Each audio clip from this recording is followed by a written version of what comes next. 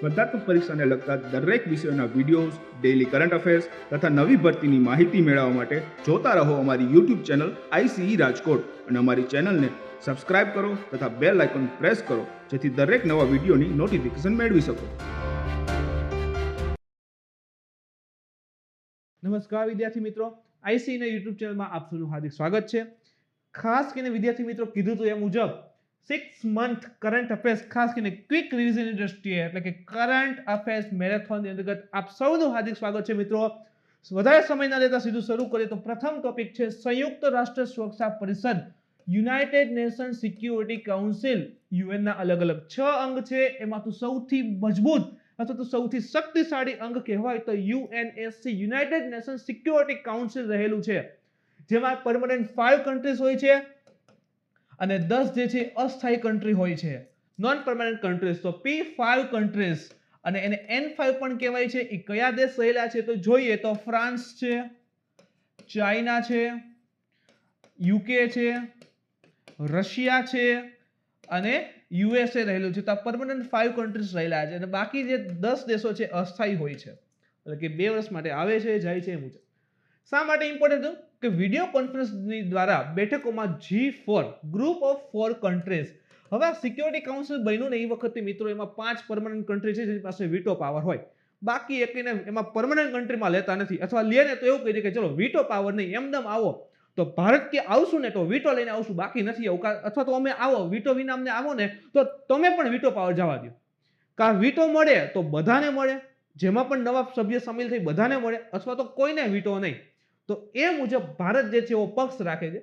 તો G4 countries જેની શક્યતા સૌથી વધારે છે કે આ 4 દેશ જે છે એ સિક્યોરિટી કાઉન્સિલના પરમનન્ટ મેમ્બરશિપમાં સમાવેશ થઈ શકે છે, એવા છે જાપાન, જર્મની, બ્રાઝિલ અને ઇન્ડિયા. તો હંમેશા આગળ વધે એટલે પગ ખેંચવાવાળા તો હોય જ. તો એવા અન્ય આ જે 4 કન્ટ્રી છે G4 કન્ટ્રીઝ, એની વિરોધમાં પણ અન્ય 4 કન્ટ્રી રહ્યા છે જેને કોફી ક્લબ કહેવાય છે.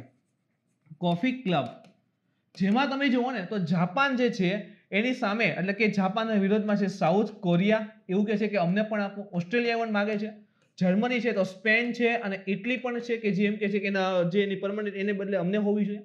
બ્રાઝિલ છે તો એની સામે આર્જેન્ટિના છે અને ઇન્ડિયાની સામે હંમેશા કોણ હશે તો પાકિસ્તાન. પાકિસ્તાન કે ભારતને પરમનન્ટ મેમ્બર બનાવો તો અમને બનાવો, વિચાર તો કરો, ઈ પરમનન્ટ મેમ્બરશિપની વાત કરે.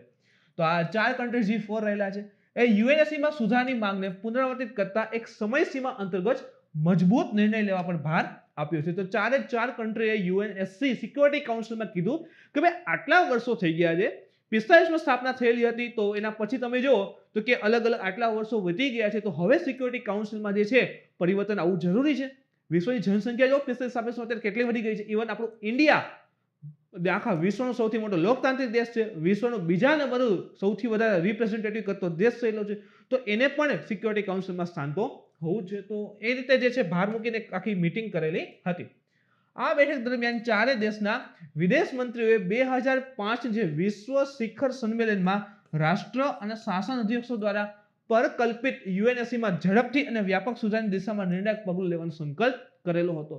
તો 2005માં એ વખતે પણ મીટિંગ થઈ ગઈ, એ નિર્ણય કર્યો હતો કે આની અંતર્ગત હવે ઝડપથી પગલાં લેવા જોઈએ, આમાં સુધારો જરૂરી છે. તો આ વખતે જે મીટિંગ થઈ એમાં વિદેશ મંત્રીએ એવું કીધું કે ભાઈ હવે આની અંતર્ગત સમય આવી ગયો છે કે હવામાં સુધારો ઝડપથી થવો જોઈએ. બધા પ્રતિભાગીઓએ સ્પષ્ટ કહ્યું કે 75 વર્ષ પહેલા સંયુક્ત રાષ્ટ્રના ગઠનની સાપેક્ષમાં વર્તમાન સમય અલગ છે. જો એ જ કીધું શરૂઆતમાં કે 75 વર્ષ પહેલા સંયુક્ત રાષ્ટ્ર બન્યું, એ સમય અને આજનો સમય અલગ છે. તો હવે પરિવર્તન તો સંસારનો નિયમ છે, તો હવે પરિવર્તન આવવું જરૂરી છે અને એના માટે આ G4 કન્ટ્રીની બેઠક હતી અને ઇમ્પોર્ટન્ટ બનેલી હતી. આગળ જોઈએ તો હાઇડ્રોજનથી સમૃદ્ધ CNG ઉપર વાત કરીએ. જો CNG એની અંતર્ગત હાઇડ્રોજન ઉમેરવાનો એટલે શું થઈ જાય, HCNG થઈ જાય. મિત્રો અહીંથી એક પ્રશ્ન છે કે CNG નું ફૂલ ફોર્મ શું છે ને કોમેન્ટ કરીને જણાવજો. તો HCNG એટલે કે CNG ની અંતર્ગત આપણે શું મેળવશું, હાઇડ્રોજન. તો હાઇડ્રોજનથી સમૃદ્ધ થઈ ગયું CNG. બસ આ રીતે ટોપિકને યાદ રાખતા શીખો. તો ministry off road transport and highway છે, જે મિનિસ્ટ્રી રહેલી છે રોડ ટ્રાન્સપોર્ટ એન્ડ હાઈવે, એને શું કર્યું કે CNG એન્જિન, જે પણ આપણે ગાડીના એન્જિનમાં CNG યુઝ થાય છે, તો CNG એન્જિનોમાં હાઇડ્રોજન યુક્ત CNG ના ઉપયોગને પરવાનગી આપી દીધી કે હાઇડ્રોજન સીએનજી ગેસ છે એમાં અમુક ટકા હાઇડ્રોજન એડ કરો અને એ સીએનજી હાઇડ્રોજન યુક્ત સીએનજી જે વાહનના એન્જિનમાં ફિલઅપ કરવામાં આવે. કેટલા ટકા? તો કે હાઇડ્રોજનનું 18% મિશ્રણ રાખવાનું. કે ભાઈ 1 લિટર હોય તો એમાં 180 ml જેટલું જે છે ભાઈ હાઇડ્રોજનનો યુઝ થઈ શકે. સીએનજી સાથે હાઇડ્રોજનનું મિશ્રણ એક મિશ્રિત ગેસ બનાવે છે જેને HCNG કહેવાય. સીએનજીમાં આપણે હાઇડ્રોજન એડ કરશું એટલે આખું મિક્સર બની ગયું અને એને શું કહીએ છીએ? HCNG આપણે કહીએ છીએ. તેનો ઉપયોગ ગેસોલિન, ડીઝલ અને પ્રોપેન અથવા તો LPG ના સ્થાન પર કરવામાં આવશે. ઇવન આપણે આજકાલ જાણીએ છીએ કે પેટ્રોલ અને ડીઝલના ભાવ તો જોવો તમે ક્યાં પહોંચી ગયા છે. તો એના ઓપ્શનમાં સારામાં સારું ફોરેન માટે જો સારામાં સારું ઓપ્શન હોય તો સીએનજી નીકળી આવે છે. તો જે પણ ડીઝલ છે, પેટ્રોલ છે, પ્રોપેન, LPG સ્થાન ઉપર જે છે સીએનજી સારો ઓપ્શન બનીને આવે છે. ઇવન આ સીએનજી ની અંતર્ગત જે પણ એક્ઝોસ્ટ થતા ગેસ છે ને એમાં ગેસ જે વાતાવરણને નુકસાન કરે, ગ્રીન હાઉસ ગેસીસનું પ્રમાણ ઓલરેડી ઓછું છે અને એમાં પણ હાઇડ્રોજન ઉમેરવામાં આવે તો એનાથી શું થાય ખબર છે કે સીએનજીમાં હાઇડ્રોજન ઉમેરીને એટલે એન્જિનમાં પૂરેપૂરો જેટલો ગેસ હોય સળગી જાય. તો બેક ફાયરના ઇસ્યુ કે ઘણી વખત શું થાય કે આપણે પેટ્રોલ ડીઝલ આવે એમાં થોડોક ભાગ રહી જતો હોય એન્જિનમાં એવું બને એટલે એના થોડોક ભાગ રહી જાય ને એટલે એના જે કહેવાય ને ગ્રીન હાઉસ ગેસીસ એ વધારે ઉત્પન્ન કરે તો વાતાવરણને નુકસાન કરે. તો હાઇડ્રોજન એમાં ઉમેરીને તો પૂરેપૂરું સળગી જાય. તો પૂરેપૂરું સળગી જાય ને તો એનાથી એક ફાયદો એ થાય કે જે પણ વધારાના વાયુઓ જે વાતાવરણને નુકસાન કરે છે એની ઓછા બને. તો બિનજરૂરી ગેસોનું ઉત્પાદન કેવું થાય છે? એનાથી ઓછું થાય છે. મોટર વાહન ઇંધણના રૂપમાં HCNG ને સમાવેશ કરવા માટે કેન્દ્રીય મોટર વાહન નિયમ 1989 માં અધિસૂચના પહેલેથી પ્રકાશિત કરવામાં આવેલી છે. તો મોટર વાહન અધિનિયમ જે રહેલો છે 1989 એમાં ઓલરેડી પહેલેથી એડ કરી દીધું કે ઓકે આમાં સુધારો કરવાની જરૂર છે અને HCNG નો ઉપયોગ કરી શકાશે. HCNG CO2 ના ઉત્સર્જનને 70% સુધી ઘટાડે છે. જો ઇમ્પોર્ટન્ટ સ્ટેટમેન્ટ થઈ ગયું. ખાસ કરીને કયા વાયુનું ઉત્સર્જન જેથી ઘટાડશે તો કે HCNG એટલે કે હાઇડ્રોજનથી યુક્ત CNG નો ઉપયોગ કરવાથી કાર્બન ડાયોક્સાઇડ જે છે 70% સુધી ઓછો ઉત્સર્જિત થશે. તો ઓટોમેટિક જે ગ્લોબલ વોર્મિંગની સમસ્યામાં જે કાર્બન ડાયોક્સાઇડની ભૂમિકા છે તો કંટ્રોલમાં આપણે લઈ શકીએ.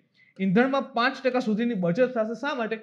હવે સીએનજી ની અંતર્ગત 18% હાઇડ્રોજન એડ કરીએ છીએ તો સસ્તું થોડું ઘણું તો થશે તો 5% સુધીની બચત પણ થઈ શકશે. ઇવન વિચાર કરો કે હવે આપણે ઇંધણમાં હાઇડ્રોજનને યુક્ત કરીએ છીએ, સીએનજીમાં હાઇડ્રોજન યુક્ત કરીએ, સીએનજી યુક્ત વાહનનો યુઝ કરીએ છીએ તો ઓટોમેટિક બહારથી જ આપણે પેટ્રોલ ડીઝલને આયાત કરીએ છીએ, ક્રૂડ ઉપર ડિપેન્ડ છીએ, એની ડિપેન્ડન્સી ઓછી થઈ ગઈ તો ઓટોમેટિક આપણું જે ફોરેન રિઝર્વ છે એ વધી જશે, આયાત ઘટી જશે તો પૈસા દેશમાં બચશે.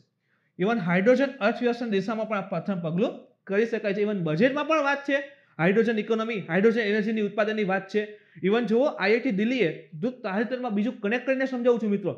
આઈઆઈટી દિલ્હી હાઇડ્રોજન શું થતું ખબર છે? હાઇડ્રોજન ઉત્પન્ન કરવું હોય ને તો સૌથી સારામાં સારું પાણી લઈએ કે ભાઈ આનું વિદ્યુત વિભાજન કરીએ તો હાઇડ્રોજન અને ઓક્સિજન જે છે અલગ થાય. પણ આ અલગ કરવાની પ્રોસેસ બહુ મોંઘી પડે, બહુ વધારે ઉર્જા આપવી પડે.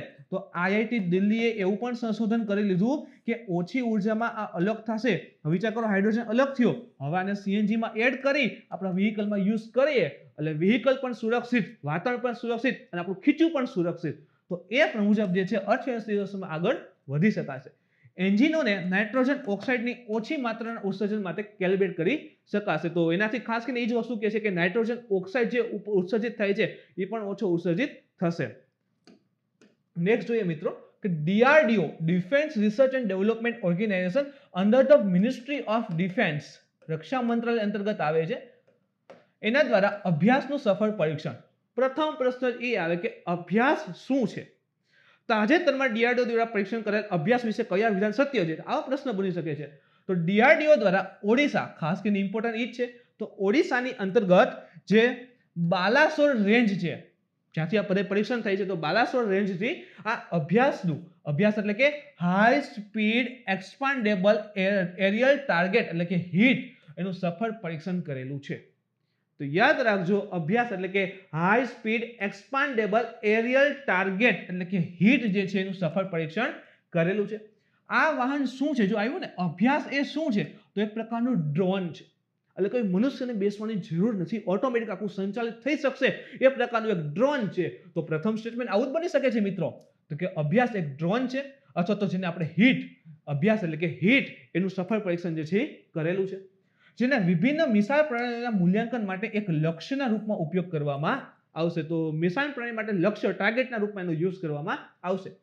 આગળ જોઈએ તો જરૂરિયાત પડે ત્યારે તેનો ઉપયોગ ડિકોય એરક્રાફ્ટના રૂપમાં કરવામાં આવશે. હવે ડ્રોન છે એટલે એવું નહીં સમજવું કે આવડું કમથું ડ્રોન ઉડતું હશે એવું.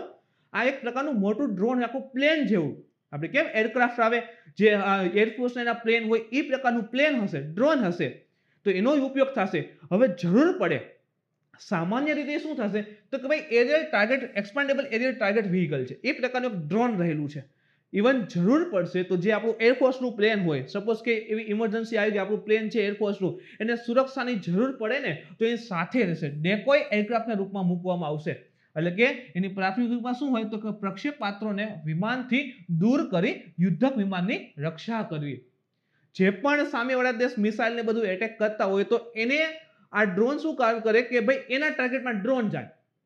સામેવાળો દેશ હોય એના ટાર્ગેટમાં ડ્રોન આવે એટલે શું થાય કે આપણું જે મૂળ વસ્તુ રહેલી છે, આપણું જે મૂળ એરક્રાફ્ટ છે કે જેમાં હથિયારને ભરેલું સામેવાળા દેશને ઉડાડી શકી, તો આપણું જે એરક્રાફ્ટ છે એને બચાવી શકે, આ ડ્રોન જે છે બચાવી શકે, કારણ કે પોતે ટાર્ગેટ બની જાય. તો એ મુજબની આની ભૂમિકા જે છે એ રહેલી હોય.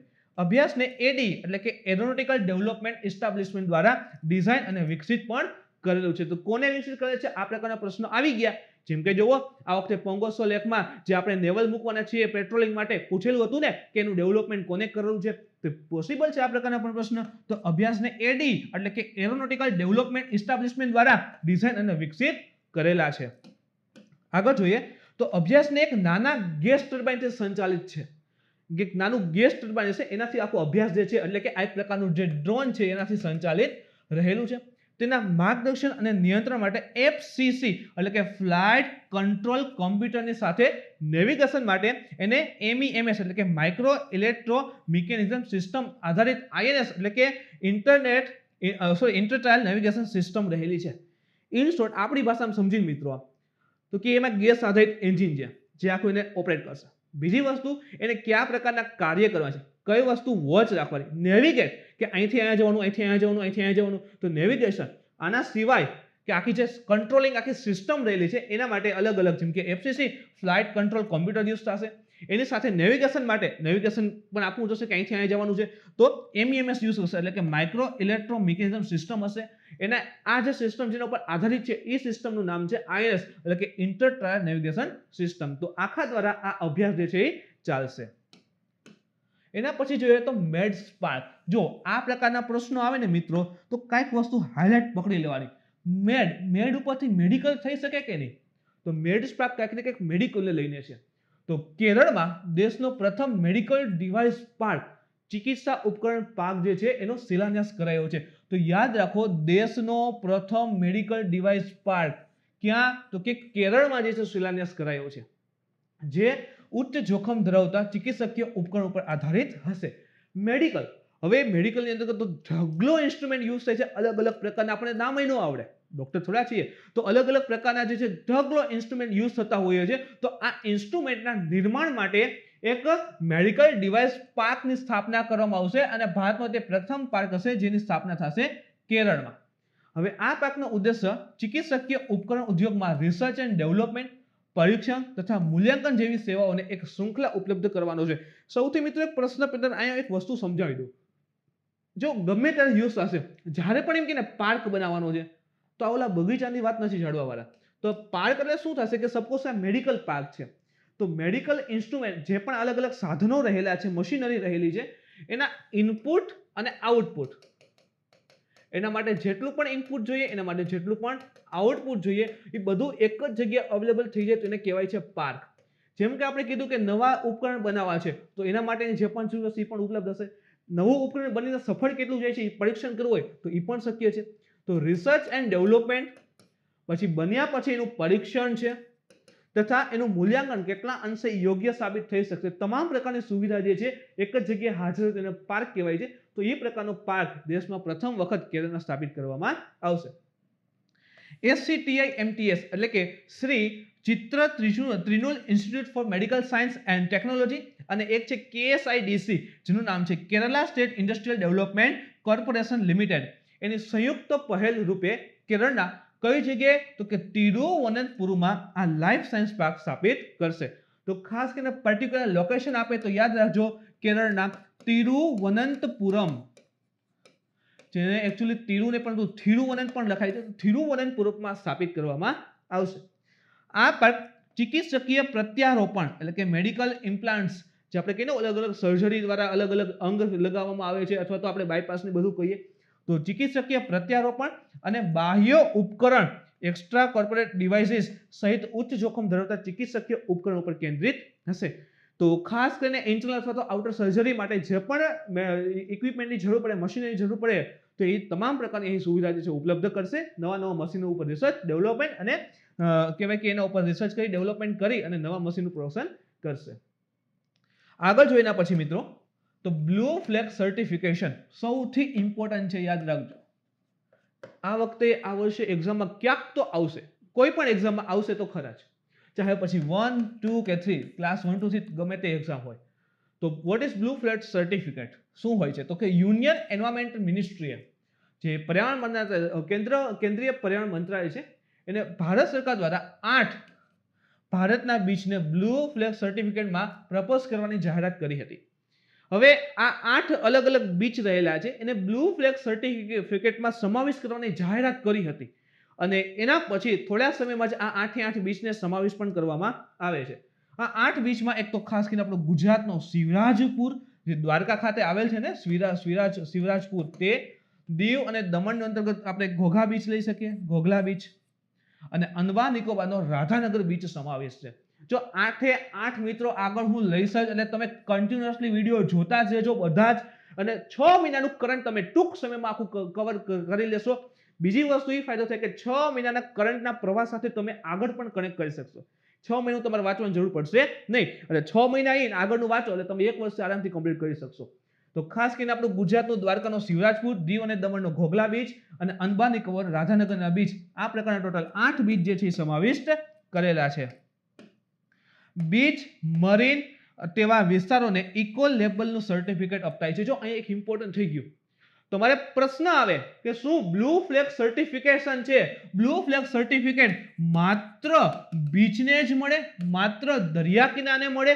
તો યાદ રાખો આ વસ્તુ ખોટી છે. માત્ર દરિયા કિનારે મળતા નથી. અહીં છે બીચ અને મરીન એટલે કે સસ્ટેનેબલ બોટિંગ ટુરિઝમ ઓપરેટર, જે પણ આપણે કહીએ ને સ્કુબા ડ્રાઇવિંગ ને એ માટેનો યોગ્ય વિસ્તાર હોય, યોગ્ય રિવર નદીનો કંઈક સારો વિસ્તાર હોય, તો એને પણ જે છે બ્લુ ફ્લેગ સર્ટિફિકેટ પ્રાપ્ત થઈ શકે છે. તો માત્ર દરિયા કિનારો એવું જરૂરી હોતું નથી. તો ઇકો લેબલનું સર્ટિફિકેટ અપાય છે. અને ઇકો લેબલ એટલે કે પર્યાવરણની દ્રષ્ટિએ આ વિસ્તાર ખૂબ સારો છે, પર્યાવરણની દ્રષ્ટિએ ખૂબ જ સારો વિસ્તાર રહેલો છે. ઇકો લેબલ એટલે કે પર્યાવરણને નુકસાન ન થાય એ પ્રકારના અહીં વિસ્તાર પણ હશે. તો પર્યાવરણની દ્રષ્ટિએ ખૂબ જ સારો છે. અહીં કોઈ પણ પ્રકારની એવી એક્ટિવિટી કરવામાં નથી આવતી કે જેથી પર્યાવરણને નુકસાન થાય. તો એ મુજબનો વિસ્તાર એને આપણે ઇકો લેબલ વિસ્તાર કહીએ છીએ. બ્લુ ફ્લેગ થી સમુદ્ર તટ ઇકો ટુરિઝમ મોડેલ છે, જે પર્યટકોને નહાવા માટે સ્વચ્છ પાણીની સુવિધા, તો અલગ અલગ છે ને એમાં 17 થી 18 જેટલા છે ને મૂલ્યો સમાવેશ છે, કે જે તમામ પ્રકારના ફૂલફિલ થતા હોય ને તો એને બ્લુ ફ્લેગ સર્ટિફિકેટ આપે.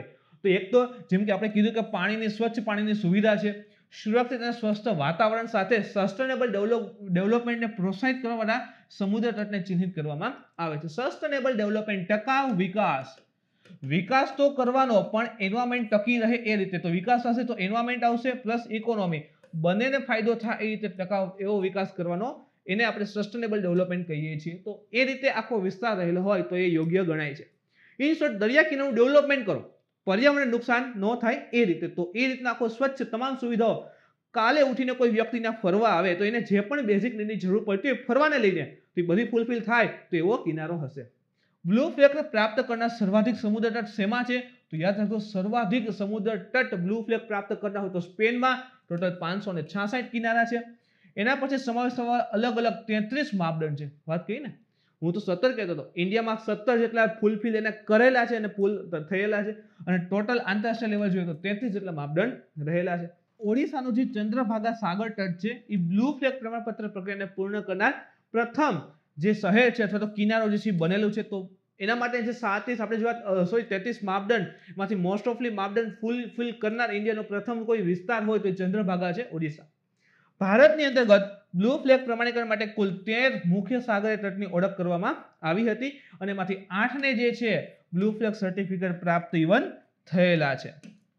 એના પછીનો ટોપિક જોઈએ મિત્રો, તો ભારત અને જીબુતી કોડ ઓફ કન્ડક્ટમાં જોડાયું. હવે જો આ ડી છે ને તો ડજીબુતી નથી વચાતું, જીબુતી વચાય છે. અને લોકેશન જાણવું જરૂરી છે. HTML એમાં આપણે કાના પ્રશ્ન પૂછી લીધા છે. પર્શિયન ગલ્ફ જે છે કોને અલગ કરે છે. તો અહીં તમે જોઈ શકો કે આ ગલ્ફ ઓફ એડન છે, અહીં યમન છે, સોમાલિયા છે, અને અહીં જે છે જીબુતી આવે છે, જીબુતી. તો રેડ સી અને ગલ્ફ ઓફ જે એડન છે એની નજીક આખો વિસ્તાર આવેલો છે. તો તે પશ્ચિમી હિન્દ મહાસાગર અને અદનની ખાડી, અહીં અદનની ખાડી છે ગલ્ફ ઓફ એડન, અને આખો જે ઇન્ડિયન ઓશન છે એનો પશ્ચિમ ભાગ થશે. તો એની અંદર સશસ્ત્ર ડકેતીને રોકવા સંબંધિત વિષય માટે એક આચાર સંહિતા છે. તમને ખબર તો પાયર્સ ઓફ કેરેબિયન જોયેલું હશે. તો આજે સોમાલિયા જે છે ને, સોમાલિયા એ ખાસ કરીને ચાંચિયા માટે ફેમસ છે, એટલે કે સમુદ્રી ડાકુ માટે ફેમસ છે. જે શું કરે કે સમુદ્રમાં જે જહાજો હોય, ભરે કન્ટેનર ધરાવતા મોટા મોટા જહાજો છે એને લૂંટી લેતા હોય છે. સોમાલિયા જે છે એના ચાંચિયા બહુ ફેમસ છે. તો એનાથી બચવા માટે, હવે જો જીબુતી અહીંયા જ આવે છે તો કે બધાથી બચવા માટે ટ્રેડિંગમાં એમાં તો ફાયદો કરવો જ પડશે. તો એને રોકવા માટે, એનાથી બચવા માટે, એક સશસ્ત્ર ડકેતીને રોકવા માટે એક આચાર સંહિતાના રૂપમાં આજે જીબુતી કોડ ઓફ કન્ડક્ટ જે છે એ સમાવેશ છે, અને ભારત જે છે એમાં જોડાવાયું છે અત્યારે. તો 2009માં સ્વીકાર્યું હતું આને, કે જીબુતી ઓફ કોડ ઓફ કન્ડક્ટને વિશ્વ 2009માં સ્વીકાર્યું. અને એ સ્થાપના જે છે ઇન્ટરનેશનલ માર્કેટિંગ ઓર્ગેનાઇઝેશન IMO અંતર્ગત થયેલી છે. IMO ની અંતર્ગત એની સ્થાપના પણ થઈ છે. ભારત કેવી રીતે જોડાયું છે તો કે નિરીક્ષક રૂપે જોડાયું છે. ઓબ્ઝર્વર કન્ટ્રી છે, યાદ રાખો. અને ઓબ્ઝર્વર કન્ટ્રી જ્યારે આવે ને કે ભારતનો ઓબ્ઝર્વર કન્ટ્રી અથવા નિરીક્ષક દેશનો દરજ્જો છે, તો એવું સમજવાનું કે ત્યાં જઈ આપણે ભાગ લઈ શકીએ છીએ, ચા પી શકીએ, ગમે બોલતા હોય છે એમાં આપણે પણ આપણો પક્ષ રજૂ કરી શકીએ, પણ જ્યારે મત દેવાનો વારો આવે તો મત ન આપી શકીએ. તો આપણે સભામાં હાજર રહી શકીએ પણ વોટિંગ રાઇટ નથી હોતો. તો નિરીક્ષકનો દરજ્જો એ પ્રકારનો હોય છે. હાલ તેમાં જાપાન, નોર્વે, UK, USA પણ એમાં એઝ અ નિરીક્ષકના રૂપમાં સમાવેશ છે. ટોટલ એમાં 18 દેશથી સમાવેશ છે. અને ભારત જે છે એ જોડાયું છે, યાદ રાખજો, એઝ અ નિરીક્ષકના રૂપમાં. શેના માટે છે તો કે જે સમુદ્રી ડકેતી થઈ છે એને રોકવા સંબંધિત એના ઉપરનો એક આ કંડક્ટ રહેલી છે. નેક્સ્ટ જોઈએ તો મિશન લેન્ટાના. લેન્ટાના શું છે ખાલી આટલું પૂછે તો પણ યાદ રાખે, એક પ્રકારની વનસ્પતિ રહેલી છે. જોઈએ એના ઉપર તો રાજસ્થાનની અંતર્ગત સજ્જનગઢ વન્ય અભયારણ્ય. તો ઇમ્પોર્ટન્ટ થઈ ગયું, ક્યાં આવશે પૂછી શકે તો સજ્જનગઢ વન્ય અભયારણ્ય રાજસ્થાનમાં છે. તો એમાં આક્રમક લેન્ટાના વનસ્પતિને દૂર કરવાના અભિયાનને તેની પાચિક તંત્ર અને જૈવિકતાને બચાવવામાં મદદ કરી છે. તો આપણે સાદી ભાષામાં સમજવું હોય ને મિત્રો, તો આપણે ઓલી નદીના વિસ્તારમાં કેમ કે ગાંડી વેલ, એટલે કે આખી જે પાણીની સપાટીમાં આખામાં છવાઈ જાય. હવે વિચાર કરો કે પાણી સપાટી પર આખામાં એ વેલ આવી જશે તો સૂર્યપ્રકાશ નીચે સુધી નહીં આવી શકે, પાણીને ટચ નહીં થાય, તો ઓટોમેટિક જે પણ નદીની જૈવ વિવિધતા છે, માછલી સાથે અન્ય વનસ્પતિ છે, એને ટકવું મુશ્કેલ થઈ જાય. હવા વાતાવરણ સાથેનો કોન્ટેક્ટ ઓછો થઈ જશે, ઓક્સિજન પાણીમાં ઓછું આવશે. તો એ પ્રકારની આ લેન્ટાના વનસ્પતિ છે જે ખૂબ વધારે ઉગી નીકળી હતી. તો જે મૂળ વિસ્તાર હોય, જે જૈવ વિવિધતા છે એને નુકસાન પણ કરે છે. તો એને બચાવવા માટે, મૂળ જે વિસ્તાર છે, જૈવ વિવિધતા છે એને બચાવવા માટે આ મિશન લેન્ટાના ચાલુ કે લેન્ટાના નામની જે પણ વધારાની વનસ્પતિ છે એને દૂર કરવામાં આવે. તો સજ્જનગઢ વન્યજીવ અભયારણ્યમાં કૃત્રિમ સરોવર એક જીયાન સાગર આવેલ છે, તેને ટાઈગર લેક પણ કહે છે. અહીં આ ઘટના જે છે જોવા મળી હતી. તો યાદ રાખો જીયાન સાગર. અને મિત્રો એક શોર્ટકટ પણ યાદ રાખો કે મોસ્ટ ઓફની પાછળ જે પણ, જો 100% નહીં પણ 70 થી 80% જેની પાછળ સાગર આવે, સરોવરની અંદર જે સરોવરની પાછળ સાગર આવે, તો એ સાગર નામ ધરાવતું સરોવર છે ને મોસ્ટ ઓફ કૃત્રિમ સરોવર જ હશે. એને પણ યાદ રાખજો. લેન્ટાના કેમરા નામની આ ગાઢ ઝાડીઓએ અભયારણ્યનો વિશાળ ભાગ કવર કર્યો હતો, જેથી અભયારણ્ય વનસ્પતિ જે છે પર્યાપ્ત માત્રામાં વિકાસ કરી શકતી હતી નહીં, કુદરતી પ્રકાશ અને પોષણ મળી શકતી હતી નહીં. પાન છે, પાકેલા ફળ છે, એમાં ઝેરી પદાર્થથી કેટલાક જાનવરોને ઇવન પ્રભાવિત પણ કરી દીધા હતા. તો આ પ્રકારની લેન્ટાના વનસ્પતિને દૂર કરવી જરૂરી બની રહી છે, જેથી આ વિસ્તારમાં મિશન લેન્ટાના ચલાવવામાં આવેલું હતું. તો મિશન લેન્ટાના યાદ રાખજો કે જે પણ વધારાની વનસ્પતિ હતી લેન્ટાના, એને દૂર કરવા માટે રાજસ્થાનના સજ્જનગઢ અભયારણ્યમાં ચલાવેલ છે. AICTE spices. હવે AICTE નું ફૂલ ફોર્મ મિત્રો તમે જોઈ લેજો શું રહેલું છે. આપણે તમે ફોર્મ ભરતા છો ત્યારે આવે ને AICTE એપ્રુવડ યુનિવર્સિટીમાં ગ્રેજ્યુએશન જોઈએ તો AICTE વાત છે. યુનિયન એજ્યુકેશન મિનિસ્ટ્રી જે રહેલી છે એને AICTE સ્પાઇસીસ લોન્ચ કરેલ છે. તો સ્પાઇસીસ નું ફૂલ ફોર્મ જોઈએ તો સ્કીમ ફોર, યોજના છે સ્પાઇસીસ એટલે scheme for promoting interest, creativity and ethics અમંગ students. તો વિદ્યાર્થીઓની અંતર્ગત ઇન્ટરેસ્ટ, ક્રિએટિવિટી અને એથિક્સ એડ થાય એ માટે એક યોજના ચલાવી છે, એનું નામ છે સ્પાઇસીસ. શા માટે? જો આજકાલ તમે જોતા હોય કે ભાઈ હવે ધીરે ધીરે શું થઈ ગયું છે કે સ્ટુડન્ટ છે, વિદ્યાર્થી લે છે ને અધર એક્ટિવિટીમાં પાર્ટિસિપેટ કરે. સ્વિમિંગ છે, ઘોડેસવારી છે, કરાટે છે, તો ડ્રોઈંગ છે, ચેસ છે, પ્લેઇંગ છે, ઇન્ડોર આઉટડોર ગેમ રહેલી છે. તો એમાં હવે ઇન્ટરેસ્ટ વધારે લેવડાવે છે. તો પહેલા શું હતું કે ભાઈ ઓકે બસ બાળકને સ્ટડી આગળ વધવું આ તે, તો એનાથી એનું જે ટોટલ 360 ડેવલપમેન્ટ થવું જોઈએ ને એ અટકી જતું. તો હવે શું કે વિદ્યાર્થીના સર્વાંગી એટલે કે એજ્યુકેશનમાં પણ હોવો જોઈએ, ફિઝિકલી ફિટ પણ હોવો જોઈએ, મેન્ટલ પણ ફિટ હોવો જોઈએ, તમામ દિશામાં એનું ડેવલપમેન્ટ થાય એ માટે વિદ્યાર્થીને એ પ્રકારનું એજ્યુકેશન આપવું. તો એના અર્થે આ સ્કીમ જે સ્પાઇસીસ છે એ ચલાવવામાં આવી છે. એમ શું છે તો કે સ્ટુડન્ટ્સના વિદ્યાર્થીના સંપૂર્ણ વિકાસ, ઓલ રાઉન્ડ ડેવલપમેન્ટ કહેવાય ને 360 ડેવલપમેન્ટ માટે તેનામાં હેલ્થી કો સર્ક્યુલર એક્ટિવિટીને પ્રોત્સાહિત કરવી. તો શું કરશે? સપોઝ કે ચલો એક ગ્રુપ હોય, એક ક્લબ બનાવવું, એટલે કે ગ્રુપ બનાવવા હશે જે ચેસ માટે વર્ક કરતું હશે, ચેસને લઈને ઇન્ટરેસ્ટ ધરાવતા વિદ્યાર્થીઓનું ગ્રુપ હશે. એક જે રહેલું છે કબડ્ડી માટે હોય, એક જે છે ડ્રોઈંગ માટે હોઈ શકે. તો અલગ ઇન્ટરેસ્ટ ધરાવતા જે સ્ટુડન્ટ્સ છે એનું એક આખું ગ્રુપ બનાવે, કહેવાય કે ભાઈ એને ક્લબ બનાવે. તો આ ક્લબ ડેવલપ કરશે અને ધીરે ધીરે એને ફાઇનાન્શિયલી સપોર્ટ કરશે. કોણ? તો કે AICTE એને સપોર્ટ કરશે, ફાઇનાન્શિયલ સપોર્ટ કરશે એના વિકાસ માટે. આ પ્રકારના જે ક્લબ છે અને જે સંસ્થાઓ આવેલા છે એના વિકાસ માટે ફાઇનાન્શિયલ સપોર્ટ કરશે, જેથી કરીને વિદ્યાર્થીઓ આગળ વધી શકે. પણ એ ફાઇનાન્શિયલ ક્લબ અથવા તો જે સ્ટુડન્ટ્સ રહેલા છે, જે સંસ્થા હશે એને કંઈક ફૂલફિલ યોગ્યતા જોશે. જેમ કે મિનિમમ 5 વર્ષથી અસ્તિત્વમાં હોવી જોઈએ સંસ્થા. દરેક સંસ્થામાંથી એક ક્લબ માટે માત્ર એક જ પ્રસ્તાવ આવશે. દરેક સંસ્થામાંથી એમ નહીં કે અમને કબડ્ડી ચાલે છે, ચેસ ચાલે છે, બધા માટે એક ના, આખી સંસ્થામાંથી જે પણ જે યોગ્ય ક્લબ હશે, આખું ગ્રુપ હશે, એના માટે એક જ પ્રસ્તાવ આવશે. આના સિવાય વિથ મિનિમમ સ્ટુડન્ટ્સ મેમ્બર 50, ઓછામાં ઓછા એમાં 50 સભ્યો, 50 વિદ્યાર્થી સમાવિષ્ટ હોવા જોઈએ. અને તેમાંથી એક ઇન્સ્ટિટ્યુશનનું જે બેસ્ટ પરફોર્મન્સ ક્લબ હશે એને ગ્રાન્ટ મળશે. તો બધામાંથી જે બેસ્ટ હશે એને એકને ગ્રાન્ટ જે છે, ફાઇનાન્શિયલ સપોર્ટ જે છે આપવામાં આવશે. તો એ મુજબ સ્પાઇસી સ્કીમ રહેલી છે. આગળ છે તો postage stamp release on asset. Asset શું છે કે એન્ટી સેટેલાઇટ મિસાઇલ છે.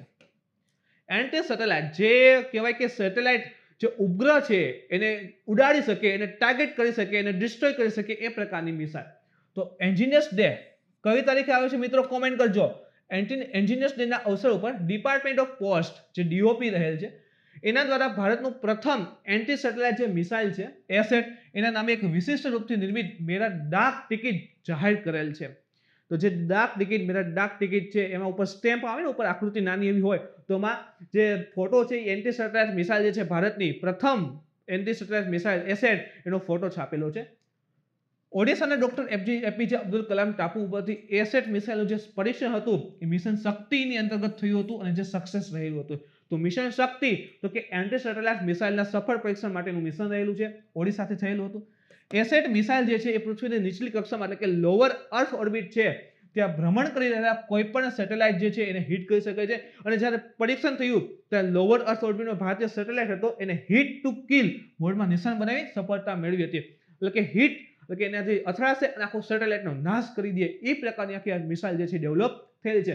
એટલે તો કીધું ને એન્ટી સેટેલાઇટને ડિસ્ટ્રોય કરી શકે એ પ્રકારની મિસાઇલ અને ભારતની પ્રથમ રહેલી છે. આ ઇન્ટરસેપ્ટર મિસાઇલ 3 સ્ટેપમાં કાર્ય કરે છે. 3 સ્ટેપ વાળી મિસાઇલ હતી જેમાં 2 જે છે એ ઘન રોકેટ બૂસ્ટરનો ઉપયોગ કરેલો હતો.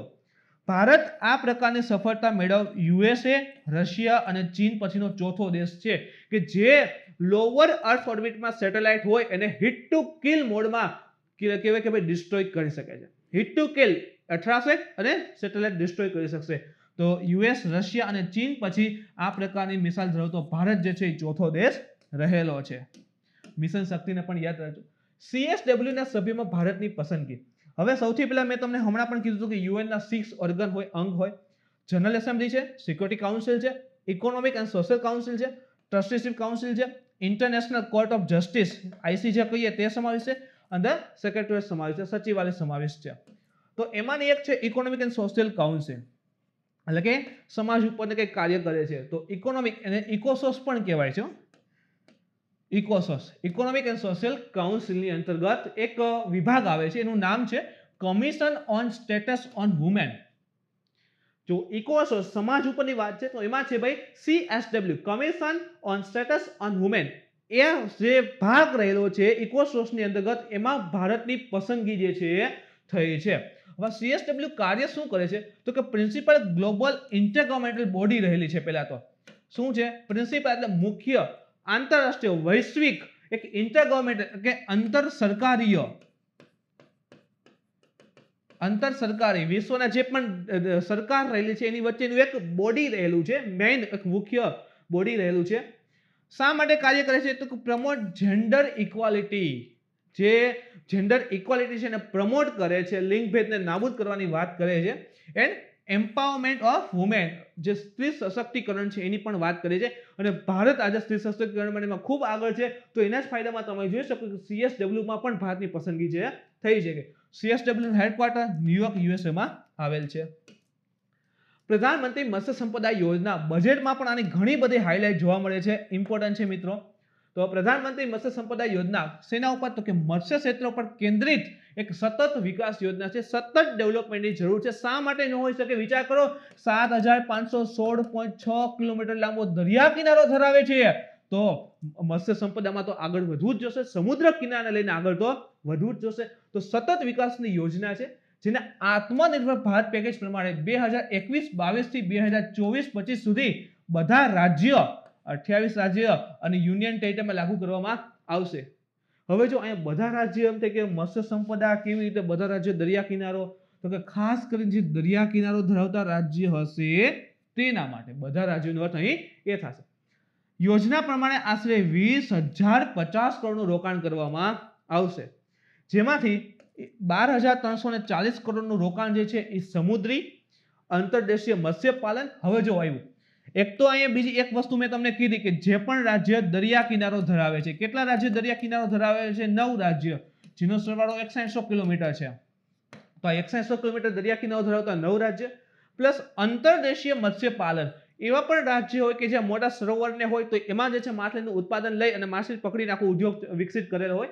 તો અંતર્દેશીય મત્સ્યપાલન અને જલીય કૃષિમાં લાભાર્થી કેન્દ્રિત તથા 7,710 કરોડનું રોકાણ ફિશરીઝ ઇન્ફ્રાસ્ટ્રક્ચર માટે પ્રસ્તાવિત છે. તો 12,340 કરોડનું રોકાણ જે અંતર્દેશીય અથવા તો સમુદ્રી જે મત્સ્યપાલન જે છે, આના સિવાય જલીય કૃષિ છે એના માટે, અને બાકીનું જે છે 7,710 કરોડનું રોકાણ એ ફિશરીઝ ઇન્ફ્રાસ્ટ્રક્ચર, મત્સ્ય માટેનું જે ઇન્ફ્રાસ્ટ્રક્ચર જોઈએ ને, જેમ કે સારી બોટ જોઈએ, એના કુલિંગ જોઈએ, એના માટે મોટા ફ્રીજ જોઈએ, ગોડાઉન, આ તે બધી વસ્તુ જે ઇન્ફ્રાસ્ટ્રક્ચરમાં આવે છે એના માટે 7,710 કરોડ જે છે યોજનામાં ફાળવેલા છે. આગળ જોઈએ લક્ષ્ય તો કે 2024-25 સુધી મત્સ્ય ઉત્પાદનને 70 લાખ ટનનો વધારો કરવો. ઇવન તમને ખબર તો મત્સ્ય ઉત્પાદનમાં ભારત જે વિશ્વમાં બીજા ક્રમે પણ છે. તો 2024-25 સુધી મત્સ્ય ઉત્પાદનમાં 70 લાખ ટનનો વધારો કરો. 2024-25 સુધી મત્સ્ય નિકાસથી આવવાવાળી આવકને 1 લાખ કરોડ સુધી કરવીનું લક્ષ્ય રાખેલું છે. તો મત્સ્ય ઉત્પાદન, માછલીનું જે ઉત્પાદન છે એની નિકાસ કરી અને જે આવક થશે એને 2024-25 સુધીમાં 1 લાખ કરોડ સુધી કરવાની પણ વાત આમાં કરેલ છે. માછીમાર અને મત્સ્ય ખેડૂતોની આવકને ડબલ કરવી. ઇવન 2022 પણ ઉદ્દેશ છે કે ખેડૂતોની આવકને ડબલ કરવી. તો અહીં જે છે ખાસ કરીને 2024-માં જે પણ મત્સ્ય ખેડૂતો જે મછલી પાલન કરે છે એ ખેડૂતો રહેલા છે એની આવક ડબલ કરવાની વાત છે. મત્સ્યપાલન ક્ષેત્રે સહાયક ગતિવિધિમાં 55 લાખ પ્રત્યક્ષ અને અપ્રત્યક્ષ રોજગારનું સર્જન. હવે આટલા બધા પૈસા છે, ફિશરીઝ ઇન્ફ્રાસ્ટ્રક્ચર ડેવલપમેન્ટ કરે છે, જલીય કૃષિ છે, સમુદ્ર કિનારા અથવા તો અંતર્દેશીય જે જલીય વિકાસ છે, કૃષિ માછલીનો વિકાસ છે, એના માટે પૈસા લગાડે છે. તો ઓફકોર્સ એનાથી નવા રોજગાર તો સર્જન તો થશે. તો અંદાજિત 55 લાખ પ્રત્યક્ષ અને અપ્રત્યક્ષ રોજગારનું સર્જન થવાનું છે. પછી એક શબ્દ છે બ્લુ રિવોલ્યુશન. હવે બ્લુ રિવોલ્યુશનને સમજો, ઘણા ટાઈમથી હાઇલાઇટ છે. બ્લુ રિવોલ્યુશન એટલે શું થાય કે સમુદ્ર જે છે એનો કલર તમે જુઓ તો બ્લુ દેખાશે. તો બ્લુ રિવોલ્યુશન એટલે કે સમુદ્ર સાથે જે પણ એક્ટિવિટી સંકળાયેલી છે એનાથી ઉત્પાદન લઈ પૈસા કમાવા, અને એને કહેવાય છે બ્લુ ઇકોનોમી. ચાહે પછી જલીય કૃષિ હોય, માછલી હોય કે ગમે તે હોય. ઇવન તમે સપોઝ દરિયા કિનારે કોઈ પણ પ્રકારની એગ્રીકલ્ચર ડેવલપ કરો છો તો એ પણ બ્લુ ઇકોનોમીમાં સમાવેશ કરી શકાય. અને ક્યાંક ને ક્યાંક તમે જુઓ તો ભારતના સીવીડ મિશન બજેટમાં વાત કરીએ છીએ સીવીડ મિશનની, તો એ પણ આમાં ક્યાંક સમાવિષ્ટ કરી શકાય છે. તો બ્લુ રિવોલ્યુશન યોજનાની ઉપલબ્ધિને સશક્ત કરવાના ઉદ્દેશોથી નવી પરિકલ્પના કરવામાં આવી છે. બ્લુ રિવોલ્યુશન જેવી રીતે પાવરફુલ થશે. કેવી રીતે? તો કે બ્લુ રિવોલ્યુશન જે ખાસ કરીને બ્લુ રિવોલ્યુશન એટલે કે બ્લુ ક્રાંતિ દરિયાને લઈને છે, એનાથી બ્લુ ઇકોનોમી. તો એને જે પાવરફુલ કરવી હોય તો એના માટે શું તો કે આ આટલો બધો દરિયાને લઈને પૈસા લગાડે છે તો ઓટોમેટિક બ્લુ રિવોલ્યુશન થશે, બ્લુ ક્રાંતિ એટલે કે જલીય ક્રાંતિ થશે અને એનાથી જે છે બ્લુ ઇકોનોમી જે છે પાવરફુલ થશે. માછલી પકડવાની જહાજનો વીમો, જો કેટલી વસ્તુ સમાવેશ કરે છે એમાં. બ્લુ રિવોલ્યુશનમાં માછલી પકડવાનું જે જહાજ હોય એનો વીમો છે. માછલી પકડવાના જહાજના અપગ્રેડેશન માટે સહાય, જે ઓલી મશીનરી આવે ને એ પ્રકારની મશીનરી એપ્લાય કરવી. બાયો ટોયલેટ, ક્ષારીય ક્ષેત્રમાં જલકૃષિ, ઈ ટ્રેડિંગ વગેરે પણ વસ્તુ આમાં સમાવિષ્ટ રહેલી છે. એના પછી જોઈએ તો acquisition and cross service agreement. તો કોની વચ્ચે થયેલો છે તો યાદ રાખજો, ભારત અને જાપાન વચ્ચે ACSA એટલે કે acquisition and cross service agreement થયેલ છે. દેશને યાદ રાખજો, આ વખતે ભારત અને જાપાન એટલા માટે ઇમ્પોર્ટન્ટ છે કે જાપાન સાથે આપણે અલગ અલગ ઘણા કરાર કરેલા છે. બુલેટ ટ્રેનની પણ આપણે બજેટમાં એમાં વાત છે જેમાં જાપાન મહત્વપૂર્ણ છે. તો ભારત અને જાપાન વચ્ચે ACSA થયેલ છે. આર્મ ફોર્સિસ વચ્ચે લોજિસ્ટિક એગ્રીમેન્ટ છે. હવે SCSS એટલે કે acquisition and cross service agreement શું છે તો કે જે આર્મ ફોર્સિસ છે, જે પણ આપણે સૈન્ય બળ રહેલા છે એની વચ્ચે લોજિસ્ટિક એગ્રીમેન્ટ છે. તો આ પ્રશ્ન સીધો બને કે આર્મ ફોર્સિસ વચ્ચે એક લોજિસ્ટિક એગ્રીમેન્ટ છે. લોજિસ્ટિક એટલે શું થાય કે જે પણ સામાનની જરૂર પડે, જો ગન નહીં બધું નહીં આવે, વેપન નહીં, જે પણ માલ સામાન છે, હોસ્પિટાલિટીની જરૂર પડે તે બધીનું અહીં એગ્રીમેન્ટ છે કે જરૂર પડે એકબીજાના દેશમાં તો એને સહાય કરવી. આ પ્રકારનો Bharat cross service agreement already કોની સાથે છે તો કે USA સાથે છે, ઓસ્ટ્રેલિયા સાથે છે, ફ્રાન્સ સાથે છે, ઓમાન સાથે છે અને સિંગાપોર વચ્ચે પણ રહેલા છે. તો એવું નથી કે ભારતે પ્રથમ વખત આ પ્રકારનો કરાર જાપાન સાથે કર્યો, તો આવું વાક્ય તો પણ ખોટું પડી જશે. ઓલરેડી ઘણા દેશો સાથે ભારતે આ પ્રકારનો કરાર કરેલો છે અને એમાં જાપાન સમાવિષ્ટ થયું છે. આ એગ્રીમેન્ટમાં આર્મ એન્ડ ઇમ્યુનેશનની વાત નથી, કીધું ને હથિયારની વાત નથી. ખાસ યાદ રાખો, માત્ર કયા પ્રકાર ચાહે ફૂડની જરૂર પડેલી હોય, પેટ્રોલ ડીઝલની જરૂર પડી હોય, હોસ્પિટલની જરૂર પડે તો એ સામાન્ય બેઝિક નીડ જે રહેલી છે તો એ બધા ફૂલફિલ થાય એના માટેની વાત અહીં કરેલી છે. જેમ કે ફૂડ છે, ટ્રાન્સપોર્ટેશન છે, વોટર છે, એરલિફ્ટ છે, પેટ્રોલિયમ છે, ક્લોથિંગ છે, મેડિકલ સર્વિસ હોય કે કોમ્યુનિકેશન, તો આ વગેરે વિષય જે અલગ અલગ રહેલા છે એના માટે જરૂર પડે તો એકબીજા દેશને મદદ કરશે. કેવી રીતે? જેમ કે જો અહીંયા જાપાન છે, આપણું ઇન્ડિયા અહીંયા છે. હવે આપણું એક જહાજ અહીંયા કંઈક ને કંઈક કાર્યથી આમ પસાર થતું હતું અને જાપાનમાં ક્રૂ મેમ્બર રહેલા છે, જે સભ્ય છે, એને નાસ્તો પૂરો થઈ ગયો છે, ફૂડની જરૂર છે, તો શું કરશે? જાપાન આરે કરાર કર્યો છે ASCA, એટલે એને યાદ દેવાશે કે જો ભાઈ અમે આપણે કરાર કરેલો છે, ઓકે અમને આટલું ફૂડની જરૂર છે, ઇમરજન્સી પહોંચાડો. અથવા ચલો અહીં અમારા જહાજમાં આગ લાગેલી છે, જલ્દીથી અમને બચાવો, તો એરલિફ્ટ કરીને મદદ કરશે. તો આ મુજબ જે છે એને મદદ પૂરી પાડશે. પણ હા, આપણું જહાજ એમ કે થોડાક વેપન મોકલો તો આવશે નહીં. શા માટે? અહીં કીધેલું છે કે આમની એની વાત કરવામાં આવતી નથી. એટલે કે બાયલેટરલ ટ્રેનિંગ એક્ટિવિટીઝ, બંને દેશો એકબીજાને ટ્રેનિંગ માટે મદદ. United Nation peace keeping operation હશે તો ત્યાં એકબીજા સાથે મદદમાં આવશે. અને હ્યુમેનિટેરિયન ઇન્ટરનેશનલ રિલીફ હશે તો માનવીય લઈને જે પણ પ્રકારના કાર્ય હશે તો એમાં એકબીજા ખાસ એકબીજાને મદદ કરશે. હવે એક હજી પણ વસ્તુ છે કે ઇન્ડિયા અને જાપાન વચ્ચે કઈ કઈ એક્સરસાઇઝ થાય છે. જેમ કે એક છે જીમેક્સ, યાદ રાખજો કઈ કઈ છે, એરફોર્સ છે, નેવી છે, આર્મી છે. તો એક છે જીમેક્સ, જે નેવલ એક્સરસાઇઝ છે ઇન્ડિયા અને જાપાન વચ્ચે, નેવીને લઈને છે. એક છે શિન્યુ મૈત્રી, તો એ છે એરફોર્સ એક્સરસાઇઝ રહેલી છે. પછી એક છે ધર્મ ગાર્ડિયન, તો એ મિલિટરી એક્સરસાઇઝ છે. તો જીમેક્સ નેવી, શિન્યુ મૈત્રી એરફોર્સ, પછી ધર્મ ગાર્ડિયન મિલિટરી છે. અને એક છે માલાબાર એક્સરસાઇઝ, એમાં માત્ર ઇન્ડિયા અને જાપાન નથી પરંતુ USA પણ એમાં સમાવિષ્ટ છે. તો ટ્રાયલેટરલ એક્સરસાઇઝ રહેલી છે. એના પછી વાત કરીએ મિત્રો તો શોભાવરણમાં ઓઝોનની સાંદ્રતામાં ઘટાડો. હવે ઓઝોન જે છે બે પ્રકારના આવે. એક જે છે લોઅર લેવલ ઉપર હોય, જે આપણે ગ્રાઉન્ડ કહીએ ને જમીન એની નજીક હોય, જેને બેડ ઓઝોન કહેવાય. અને એક જે છે ખૂબ ઊંચાઈ સ્ટ્રેટોસ્ફિયર લેવલ ઉપર હોય, એક શોભાવરણ છે એનું ઉપર આવે સ્ટ્રેટોસ્ફિયર. જો બે લેયર હોય મિત્રો, ખાસ સમજજો. આ પૃથ્વી હોય ને આપણી, તો એમાં અલગ અલગ લેયર હોય. તો પ્રથમ આવે ટ્રોપોસ્ફિયર, એના પછી આવે સ્ટ્રેટોસ્ફિયર. તો જે આપણે સારો ઓઝોન કહીએ ને અહીંયા હોય, જે ઓલા અલ્ટ્રાવાયોલેટ કિરણો આવે ને એને રોકી લે એ અહીંયા હોય. અને ટ્રોપોસ્ફિયર શોભાવરણનો ઓઝોન, આ શોભાવરણનો ઓઝોન તો એને બેડ ઓઝોન કહેવાય, ખરાબ ઓઝોન હોય. તો એક જમીન ઉપર ટ્રોપોસ્ફિયર શોભાવરણનો ઓઝોન અને એક જે સ્ટ્રેટોસ્ફિયરની ઊંચાઈ ઉપર હોય તો એ સારો ઓઝોન હોય. તો તાજેતરમાં ભારત સરકારના DST એટલે કે ડિપાર્ટમેન્ટ ઓફ સાયન્સ એન્ડ ટેકનોલોજીએ આધીન એક નૈનીતાલ સ્થિત એક આરંભતા research institute for observation of science નામની એક શોધકર્તા દ્વારા શોધવામાં આવ્યું કે બ્રહ્મપુત્ર નદી ઘાટી ક્ષેત્રમાં શોભાવર્ણ ઓઝોન ટ્રોપોસ્ફેરિક ઓઝોનની સાંદ્રતા દેશના અન્ય સ્તરોની સાપેક્ષમાં ઓછી છે. સમજો ભાઈ, આપણે જોયું કે ટ્રોપોસ્ફિયર જે લેયર છે, જે સૌથી નીચું લેયર છે, ત્યાં જે ઓઝોન છે ખરાબ ઓઝોન હોય, બેડ ઓઝોન હોય.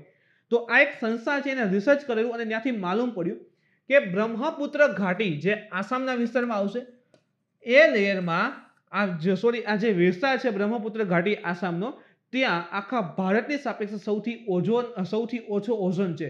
યાદ રાખો, ધરતીવાળા ઓઝોન થાય છે, અવકાશવાળા નહીં. જમીન ઉપર જે નજીકના લેયરમાં ઓઝોન છે તે જે ખરાબ હોય છે. તો સૌથી ઓછો ઓઝોન એ પ્રકારનો ક્યાં છે? તો યાદ રાખો કે બ્રહ્મપુત્ર ઘાટીમાં આવેલો છે. એનાથી શું થાય? સૌથી ઓછો છે એનો મતલબ ફાયદો છે, કારણ કે શા માટે? એ ખરાબ ઓઝોન રહેલો છે. ખરાબ ઓઝોન ઓછો હોય એટલે એ ફાયદો થશે. તો એ સૌથી સારો વિસ્તાર થશે બ્રહ્મપુત્ર નદી ઘાટી.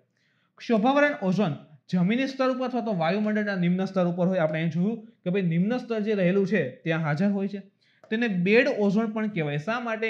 તો કે ખરાબ વાયુ રહેલો છે. ઇનશોર્ટ કે એનાથી નુકસાન થાય છે, શ્વસન તંત્રની બીમારી થઈ શકે, ગરમી વધારી શકે છે. તેનું નિર્માણ જે છે નાઇટ્રોજન ઓક્સાઇડ અને બાષ્પશીલ કાર્બનના જે યોગ્ય હોય, એટલે કે કાર્બન સમાવિષ્ટ હોય, જેમ કે CO2 હોઈ શકે, CO હોઈ શકે, તો એના દ્વારા એનું નિર્માણ થતું હોય છે. રાસાયણિક પ્રક્રિયા એનાથી આની વચ્ચે રાસાયણિક પ્રક્રિયા થઈ છે અને જે ઓઝોન એટલે કે O3 જે છે એ બને છે. તેની સાંદ્રતા માનવજનિત કારણો જેવા કે વાહન, ઔદ્યોગિક બોઇલર, રિફાઇનરી વગેરેમાંથી નીકળતા પ્રદૂષક તત્વોને કારણે વધે છે. હવે આસામ ઘાટી, ઇવન નોર્થ ઇસ્ટ રાજ્ય જે રહેલા છે ને, એન્સિસ્ટરની વાત કરીએ તો ત્યાં જે ઓલરેડી ઇન્ડસ્ટ્રીની બધું કેવું છે? ઓછું છે. તો ઔદ્યોગિક પ્રદૂષણ ઓછું છે. ઓકે, વાહન વપરાશ બ્રહ્મપુત્ર ઘાટીમાં ઓછો છે. તો આ બધા કારણોને લીધે શું થયું કે ત્યાં ઓઝોન, બેડ ઓઝોન જે છે કેવો છે? ઓછો જોવા મળે છે. તો એ સારી વાત કહેવાય. હવે અસર શું આવે? સપોઝ કે આપણે જોયું કે ભાઈ એના સિવાયના અધર વિસ્તારમાં એ ઓઝોન જે છે વધારે છે, તો શું અસર આવે? તો મનુષ્ય તથા વૃક્ષ છોડને અનેક રીતે નુકસાન કરે છે. ખાસ કરીને ફેફસાની જે બીમારીઓ છે, ફેફસાની પેશીને નુકસાન પહોંચે છે. ફેફસામાં જે આપણી પેશીઓ આવેલી હોય, જે શ્વસન અથવા વાયુઓને વહન કરાવતી હોય છે, એને નુકસાન પહોંચાડે છે. તો વાયુઓના વહન કરવાની કેપેસિટી ઘટી જશે તો ઓલરેડી ફેફસા બગડી જશે, એટલે ખાસ કરીને શ્વાસ સંબંધિત બીમારી થશે. ઓઝોન સંવેદનશીલ વનસ્પતિ અને પાચન તંત્રને પણ પ્રભાવિત કરશે. તો વનસ્પતિ જગતને પણ એ નુકસાન કરે છે. આગળ જોઈએ તો કેશવાનંદ ભારતી કેસ ખૂબ ઇમ્પોર્ટન્ટ છે મિત્રો. કેશવાનંદ ભારતીનું મૃત્યુ થયું છે. તો કેશવાનંદ ભારતી, જેને બંધારણમાં સૌથી મૂળભૂત એક કેસ માનવામાં આવે છે, આધારભૂત કેસ માને છે, જેને બંધારણમાં ઘણો બધો સુધારો રજૂ કર્યો હતો, તો એની વાત કરીએ તો કેશવાનંદ ભારતી દ્વારા યાચિકામાં સુપ્રીમ કોર્ટે 1973માં બંધારણની જે મૂળભૂત સંરચના છે, બેઝિક સ્ટ્રક્ચર નો ઐતિહાસિક સિદ્ધાંત આપ્યો હતો. તો પ્રથમ તો આ વાક્ય ઇમ્પોર્ટન્ટ થઈ ગયું. કેશવાનંદ ભારતીમાં શું હતું? તો કે કેશવાનંદ ભારતી કેસ થયો, એમાં સુપ્રીમ કોર્ટે જે નિર્ણય આપ્યો એ શેના ઉપર ડિપેન્ડ હતો? તો કે બેઝિક સ્ટ્રક્ચર ઓફ કોન્સ્ટિટ્યુશન, મૂળભૂત સંરચના બંધારણની, એના ઐતિહાસિક સિદ્ધાંત જે છે કેશવાનંદ ભારતી કેસમાંથી નિર્ણય આવ્યો હતો. બંધારણની આ મૂળભૂત સંરચનામાં સંસદ દ્વારા સુધારો કરી શકાતો નથી, આવું સુપ્રીમ કોર્ટે કીધું કે જે પણ બેઝિક સ્ટ્રક્ચર છે બંધારણનું, એમાં સંસદથી સુધારો કરી શકશે નહીં. કેશવાનંદ ભારતીએ જે કેરળ ભૂમિ સુધાર કાયદો છે ને એને પડકાર્યો હતો. હવે કેરળ ભૂમિ સુધાર કાયદો એવો ને એમાં એવું હતું કે જે પણ આ સાર્વજનિક પ્લેસ રહેલા છે, મંદિર હોય, મઠ હોય, એની જે પણ જમીન રહેલી છે ને એ સરકારને અધીન આવી જાય. તો આજે કેશવાનંદ ભારતી હતા એ પણ એક મઠ સંભાળતા હતા. તો હવે શું થયું કે કેરળ ભૂમિ સુધાર આંદોલન, જે કાયદો આવ્યો, કેરળ ભૂમિ સુધાર કાયદો આવ્યો કે તરત જ કાયદા હેઠળ એનો જે મઠ હતો, એની જમીન જે છે કેરળ સરકારને વહી જતી હતી. એટલા માટે એને પેલા હાઈકોર્ટમાં કેસ જાય છે. તો કેરળ હાઈકોર્ટમાં એ કેસ હારી જાય છે. એના પછી એ સુપ્રીમ કોર્ટમાં જાય છે અને સુપ્રીમ કોર્ટમાં એની જીત થાય છે. આ નિયમ પ્રમાણે જે એડનીર મઠ, એનું મઠનું નામ હતું એડનીર મઠ, એની જમીન જે છે સરકારે લઈ લીધી હતી અને એને અંતે જે છે ભાઈ પડકારવામાં આવે છે સુપ્રીમ કોર્ટમાં અને એ જ કેસ બને છે કેશવાનંદ ભારતી વર્સિસ કેરળ રાજ્યવાદ. કેટલાય દેશોના બંધારણમાં તેના કેટલાક વિશિષ્ટ ભાગને સુધારાની જોગવાઈથી સુરક્ષા આપવામાં આવી છે. જેમ કે ઇવન આપણું બંધારણ જે છે એ અલગ અલગ દેશોમાંથી જે પણ ખૂબ સારી વસ્તુ હશે એને કલેક્ટ કરી, એમાં સુધારો કરી અને આપણા બંધારણમાં સમાવેશ કરી છે. તો વિશ્વના ઘણા બધા બંધારણની અંતર્ગત જે પણ બેઝિક સ્ટ્રક્ચર હોય એ કોઈ પણ સરકાર બદલી ન શકે એના માટે સુરક્ષા આપેલી છે અને આ વિશેષ ભાગને બંધારણના અન્ય ભાગની સાપેક્ષમાં ખાસ સ્થિતિ દેવામાં આવે છે. તો એ જ ઇમ્પોર્ટન્ટ બનતા હોય છે. સ્વતંત્રતાની શરૂઆતના વર્ષોમાં એક સુપ્રીમ કોર્ટે શંકરી પ્રસાદ વર્સિસ ભારત સરકારવાદ 1951 અને એક છે સર્જનસિંહ વર્સિસ રાજસ્થાન સરકારવાદ 1965, એના નિર્ણયમાં સંસદને બંધારણમાં સુધારો કરવાની સંપૂર્ણ શક્તિ પ્રદાન કરી હતી. તો જુઓ અહીં ઉલટું છે. હમણાં સુપ્રીમ કોર્ટે શું કીધું કેસમાં અને ભારતીય કેસમાં કે ભાઈ સંસદ પાસે પાવર છે બંધારણમાં સુધારો કરવાનો, પણ બેઝિક સ્ટ્રક્ચર છે એને બદલી શકતી નથી. હવે આવું કેસમાં અને ભારતીય કેસમાં કહે છે. એની પહેલાના કેસ જોઈએ તો એક છે ભાઈ શંકરી પ્રસાદ વર્સિસ ભારત સરકાર અને એક છે સર્જનસિંહ વર્સિસ રાજસ્થાન સરકાર. એમાં સુપ્રીમ કોર્ટે એવું કીધું કે ભાઈ બંધારણમાં સુધારો જે છે સંસદ ગમે તે રીતે કરી શકે છે, સંસદ પાસે સુધારો કરવાની સંપૂર્ણ શક્તિ છે. પછી એ જ ચુકાદાને સુપ્રીમ કોર્ટ ફેરવે છે, ઓવરરાઇડ કરે છે અને કહે છે કે ભાઈ બેઝિક સ્ટ્રક્ચરને સંસદ ફેરફાર કરી શકશે નહીં. પછીના વર્ષોમાં જે સત્તામાં રહેલી સરકારે પોતાના રાજનીતિક હિતને પૂર્ણ કરવા બંધારણમાં સુધારા ચાલુ રાખ્યા ત્યારે એક ગોલકનાથ વર્સિસ પંજાબ સરકાર વાદ આવે છે 1967માં. એમાં સુપ્રીમ કોર્ટ જે છે પોતાનો જૂનો નિર્ણય હતો બદલતા નિર્ણય આપ્યો કે સંસદ પાસે મૌલિક અધિકારમાં સુધારો કરવાની શક્તિ છે નહીં. એટલે જે પહેલા હતો 51 અને 65માં કીધું કે સંપૂર્ણ સંસદ પાસે સત્તા છે, એને આમાં શું કહે છે 1967ના કેસમાં કે ઓકે અમે કહી ગયા કે ભાઈ 67માં કીધું કે સંપૂર્ણ શક્તિ છે, એમાં હવે સુધારો કરીએ છીએ અને હવે એવું કહીએ છીએ કે ભાઈ મૂળભૂત અધિકાર જે છે ફંડામેન્ટલ રાઇટ્સ છે એમાં સુધારો કરી શકશે નહીં. આ બધા સુધારા અને ગોલકનાથ વર્સિસ પંજાબ સરકારવાદમાં સુપ્રીમ કોર્ટના નિર્ણયને આ બધા હતા ને બધા જે પણ ચુકાદા એ બધા ચુકાદા એની સાથે આ ગોલકનાથનો કેસ એ બધાને જે છે આ જે કેસવાના અને ભારતીય કેસ છે એમાં પડકારવામાં આવે છે. ઘણી વખત સુપ્રીમ કોર્ટ આવું કહે છે, થોડી વાર આમ કહે છે, એકચ્યુઅલી છે શું તો બધું પડકારવામાં આવે છે. તો અંતે જે છે ભાઈ સુપ્રીમ કોર્ટ એક ખંડપીઠનું ગઠન કરે છે જેમાં 13 ન્યાયાધીશ હશે. ઇવન અત્યાર સુધીની સૌથી મોટી ખંડપીઠ હોય એટલે કે એક જજની આખી એક કહેવાય ને કે બેઠક બનાવશે, મીટિંગ કરશે, તો જે આખો આ સોલ્વ કરશે. તો એમાં અત્યાર સુધી સૌથી મોટી કેસ માટે સુનાવણી કરવા માટે જો ખંડપીઠ બની તો તે આ કેસમાં ભારતીય કેસમાં ટોટલ 13 જજને નિમણૂક કરી હતી.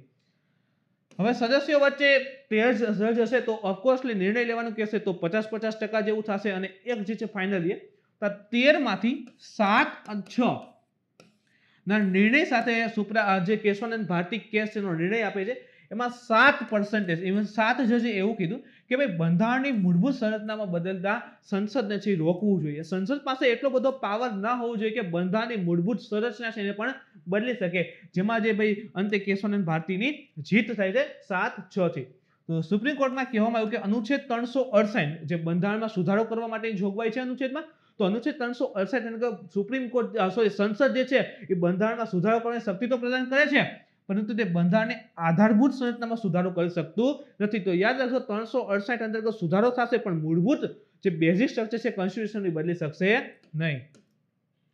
એના પછી જોઈએ તો ખૂબ જ ઇમ્પોર્ટન્ટ છે મિત્રો, સ્ટાર કરીએ છીએ DRDO દ્વારા HSTDV નું સફળ પરીક્ષણ કરેલું છે. તો પહેલા તો આ HSTDV છે શું એનું ફૂલ ફોર્મ જોઈએ તો હાઇપરસોનિક ટેકનિકલ ડેમોન્સ્ટ્રેટર વ્હીકલ રહેલું છે. ડેમોન્સ્ટ્રેટર વ્હીકલ છે, એક પ્રકારનું વ્હીકલ છે. તો HSTDV નું ફૂલ ફોર્મ યાદ રાખજો, હાઇપરસોનિક ટેકનિકલ ડેમોન્સ્ટ્રેટર વ્હીકલ છે. એક આ પણ ઇમ્પોર્ટન્ટ બનશે, કોઈ મિસાઇલ નથી એવું કે DRDO HSTDV નું મિસાઇલનું સફળ પરીક્ષણ કર્યું છે, એ કોઈ મિસાઇલ નથી, એ એક પ્રકારનું શું છે વ્હીકલ છે. એટલે કે મિસાઇલ બનાવવાની ટેકનોલોજી સાથે સૌથી અગત્યની સફળતા છે. કોઈ મિસાઇલ છે નહીં પણ જે મિસાઇલ બનાવવા જે પણ ટેકનોલોજી છે અંદર જે એન્જિન બેસાડવાનું હોય ને એ એન્જિન રહેલું છે એક પ્રકારનું, એવું સમજી લો. તો એ સારામાં સારું એન્જિન બનાવવામાં DRDO સફળતા મેળવી છે.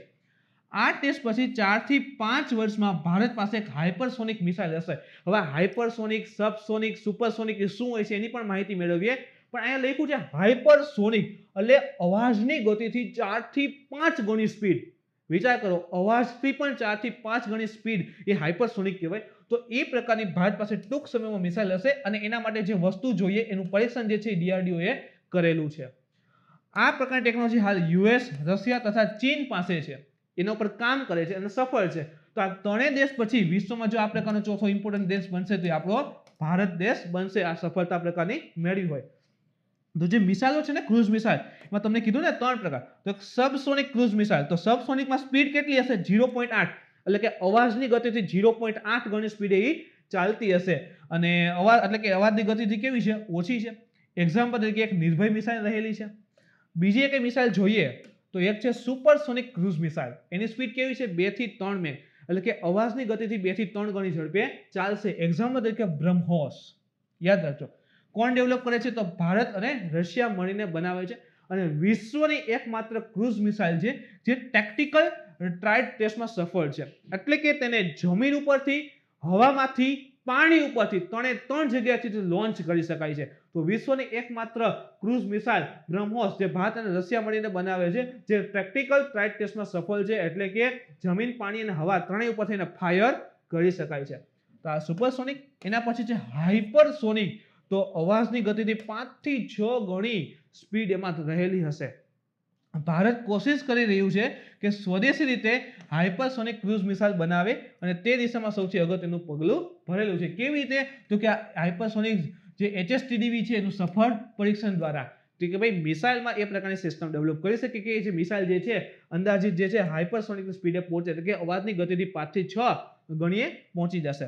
તો હાઇપરસોનિક ટેકનિકલ ડિમોન્સ્ટ્રેટર વ્હીકલ HSTDV એનું બેસ્ટ એક્ઝામ્પલ પણ સાબિત થશે. તે એક મિસાઇલ નથી, આપણે જોયું ને, તે શું છે? એક પ્રકારનું ડિમોન્સ્ટ્રેટર એરક્રાફ્ટ છે. તો મિસાઇલ છે નહીં. તો હાઇપરસોનિક મિસાઇલમાં જે ટેકનોલોજી યુઝ કરવાની છે તેના ટેસ્ટ માટેનું એક વ્હીકલ છે. આપણે જોયું કે ભાઈ 5 થી 6 ગણી સ્પીડ જોશે મિસાઇલમાં, તો એના માટે જે વસ્તુ યુઝ કરવાની છે, જેનું પરીક્ષણ કરવાનું છે, તો એક પ્રકારનું એક ટેસ્ટ માટેનું એક વ્હીકલ રહેલું છે. અને હાલ આપણે છે ને સ્ક્રેમજેટ એન્જિનનો યુઝ કરેલ છે. શેનો? સ્ક્રેમજેટ. તો હવે સ્ક્રેમજેટ એન્જિન શું છે એ પણ એમાં જોઈએ આપણે. તો હાલ ભારત પાસે જે મિસાઇલ છે, એક્ઝામ્પલ કે બ્રહ્મોસ છે, એ રામજેટ એન્જિનનો ઉપયોગ કરે છે. રેમજેટ એન્જિન જેને કહીએ છીએ. તો આપણી મિસાઇલ હાલ બ્રહ્મોસ છે 2 થી 3 મેક કયા એન્જિનનો યુઝ કરે છે? રેમજેટ એન્જિનનો ઉપયોગ કરે છે. અને એના દ્વારા મેક્સિમમ કેટલા? તો કે 3 મેક લગીને પહોંચી શકીએ, એની આગળ જઈ શકીએ નહીં. અવાજની ગતિ 3 ગણી જઈ શકીએ, એની આગળ જઈ શકતા નથી. તો એનાથી આગળ જવું હોય ને તો સ્ક્રેમજેટ એન્જિનની જરૂર પડે. શેની જરૂર પડે? Scramjet engine. અને પણ કેવું? સ્વદેશી રીતે મેડ ઇન ઇન્ડિયા બનાવેલું. તો એ HSTDV માં પરીક્ષણ કરેલું છે. તો એના સફળ પરીક્ષણથી સ્ક્રેમજેટ એન્જિનનું સફળ પરીક્ષણ કેવું થયું? સફળ થઈ ગયું છે.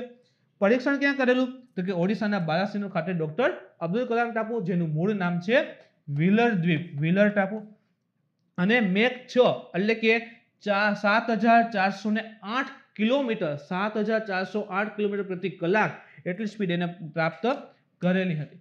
એના પછી એક મિત્રો ઇમ્પોર્ટન્ટ ટોપિક છે પ્રોજેક્ટ ડોલ્ફિન. શું છે? વાત કરીએ તો નદી અને સમુદ્રમાં જે પણ ડોલ્ફિન છે એની સુરક્ષા કરવી. જો તમે રેગ્યુલર આંકડા ફોલો કરતો હોય તો અંદાજ આવે કે જે ડોલ્ફિન રહેલી છે ને, ઇવન આપણું જે નેશનલ એક્વાટિક એનિમલ જળચર પ્રાણી હોય તો એ પણ ગંગેટિક ડોલ્ફિન છે. UPSC 2015 માં પૂછેલો પ્રશ્ન છે મિત્રો, જોઈ લેજો. તો જે નેશનલ એક્વાટિક એનિમલ જે ડોલ્ફિન છે, ગંગેટિક ડોલ્ફિન, અથવા તો ભારતમાં પણ ઘણી જગ્યાએ ડોલ્ફિન જોવા મળે છે. એક્ઝામ્પલ કે ચિલ્કા સરોવર જે આવેલું છે ને ઓડિશામાં, વિશ્વનું બીજા નંબરનું અને એશિયા ખંડનું સૌથી મોટું લઘુ સરોવર હોય તો ત્યાં ઈરાવદી ડોલ્ફિન જોવા મળે છે.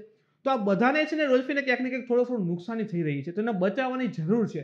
તો એના માટે નદી અને જે પણ સમુદ્રમાં ડોલ્ફિન જોવા મળે છે એની સુરક્ષા કરવા માટે પ્રોજેક્ટ ડોલ્ફિન જે છે એ ચલાવવામાં આવેલ છે. પ્રધાનમંત્રીએ ગયા વખતે પ્રધાનમંત્રીની અધ્યક્ષતામાં રાષ્ટ્રીય ગંગા પરિષદની પ્રથમ બેઠકમાં આ જે પ્રોજેક્ટ ડોલ્ફિન છે ને ઓલરેડી મંજૂરી મળી ગઈ છે. જે કામ શું કરશે? તો કે નદી અને સમુદ્રી ડોલ્ફિનની સુરક્ષા કરે. પ્રોજેક્ટ ડોલ્ફિન પર્યાવરણ, વન અને આબોહવા પરિવર્તન મંત્રાલય એટલે કે મિનિસ્ટ્રી ઓફ એન્વાયરમેન્ટ, ફોરેસ્ટ અને ક્લાઇમેટ ચેન્જ દ્વારા લાગુ કરવામાં આવશે. તો મિનિસ્ટ્રી યાદ રાખજો, ministry of environment, forest and climate change. વિશ્વભરની નદીમાં જોવા મળતી ડોલ્ફિનની ટોટલ 5 પ્રજાતિમાંથી એક છે. વિશ્વની ઘણી નદીઓમાં પણ ડોલ્ફિન જોવા મળે છે. એમાં આપણા ઇન્ડિયામાં પણ એક છે, ખાસ કરીને ગંગામાં જોવા મળતી ગંગેટિક ડોલ્ફિન. તો ગંગા ડોલ્ફિન છે, ઇવન આપણું નેશનલ એક્વાટિક એનિમલ પણ છે, UPSC 2015 માં પૂછેલું. આગળ જોઈએ તો મહત્વ શું છે? ડોલ્ફિન શા માટે ઇમ્પોર્ટન્ટ સાબિત થઈ છે? તો કે હિમાલયથી બંગાળની ખાડી સુધી નદી પ્લસ નદીની સહાયક જે રહેલી છે એમાં પણ મળે છે. આપણી મૂળ નદી ગંગા છે એમાં તો છે જ, પણ ગંગા નદીની જે સહાયક છે ને, તો એમાં પણ ઘણી જગ્યાએ ગંગા જે ડોલ્ફિન છે જોવા મળે છે. સિંધુ નદીમાં પણ ગંગેટિક ડોલ્ફિન, સિંધુ નદીમાં પણ ડોલ્ફિન જે છે જોવા મળે છે. એક ઇન્ડિકેટર છે, જે જગ્યાએ નદી વહેતી હોય, જે જગ્યાએ ડોલ્ફિન વધારે હશે ને એ વિસ્તાર સારો છે. જેમ કે ગંગા નદી હોય, આ વિસ્તારમાં ડોલ્ફિન વધારે જોવા મળે છે, તો અહીં ગંગા સ્વચ્છ છે, એ પ્રકારના ઇન્ડિકેટર છે. અને ફૂડ ચેઇન માટે સૌથી અગત્યનું પણ રહેલું છે. નદી ઉપર બંધ અને વાયુ પ્રદૂષણથી એને નુકસાન થઈ રહે છે. નદી ઉપર બંધ બનાવીએ છીએ, પાણીનું પ્રદૂષણ થાય છે, વાયુ પ્રદૂષણ થાય છે, એનાથી એને નુકસાન થાય છે. ખાસ કરીને જળ પ્રદૂષણ સૌથી ઇમ્પોર્ટન્ટ છે. બિહારમાં વિક્રમશિલા ગંગા ડોલ્ફિન અભયારણ્ય અધિનિયમ પ્રમાણે સ્થાપિત કરેલ છે. તો યાદ રાખજો, ડોલ્ફિન માટેનું એક અભયારણ્ય આવેલું છે, તો બિહારમાં છે વિક્રમશિલા ગંગા ડોલ્ફિન અભયારણ્ય. પ્રત્યેક વર્ષે 5 ઓક્ટોબરના રોજ ગંગા ડોલ્ફિન દિવસ રૂપે મનાવવામાં આવે છે. તો dolphin day, gangetic dolphin day 5 October રહેલો છે. એના પછી ક્વાડ ગ્રુપની વાત કરીએ તો ક્વાડ ગ્રુપમાં મિત્રો ઇમ્પોર્ટન્ટ એટલું બને છે કે ભાઈ ચતુર્પક્ષીય સંગઠન છે. જેમ કે ક્વાડમાં કોણ છે તો એક આપણું ઇન્ડિયા છે, ઓસ્ટ્રેલિયા છે, જાપાન છે અને યુએસએ અમેરિકા છે. તો 4 દેશ ભેગા થઈ એક ગ્રુપ બનાવ્યું, એને કહીએ છીએ આપણે ક્વાડ ગ્રુપ, જે ખાસ કરીને ચાઇના જે છે એને કાઉન્ટર કરે છે. આના સિવાય જે ઇન્ડો પેસિફિક એરિયા છે એમાં સૌથી વધારે સુરક્ષિત, સૌથી વધારે પાવરફુલ બનવા માંગે છે. તો એના માટે આ ક્વાડ ગ્રુપ છે. ચાઇના અને જે કહેવાય ને એશિયનનું નાટો તરીકે પણ જોવે છે. તો ક્વાડ સમૂહ જે ચતુર્પક્ષીય સંગઠન છે 2007માં શિન્ઝો આબે જે જાપાનના પ્રધાનમંત્રી હતા એની જે વિચારસરણી હતી એના દ્વારા આનું ગઠન જે છે થયેલું છે. બધા લોકતાંત્રિક રાષ્ટ્ર જે છે એ સમુદ્ર સુરક્ષા અને વ્યાપાર સંબંધિત સહયારૂહિત રાખે છે. તો આ ચારેય દેશ છે સમુદ્ર સુરક્ષા અને વિશ્વનો મેક્સિમમ ટ્રેડ તમે જો તો આ માર્ગે જ થાય છે. તો એના પર પણ ફોકસ રહેલું છે, ઇન્ડો પેસિફિક એરિયા. એના પછી છે જે Gujarat goonda and anti social activities act એટલે કે પ્રિવેન્શન એક્ટની વાત કરીએ તો એવો શબ્દ છે, કાં તો હવે ગુંડાગીરી છોડવી જશે કાં તો એને ગુજરાત છોડવું પડશે.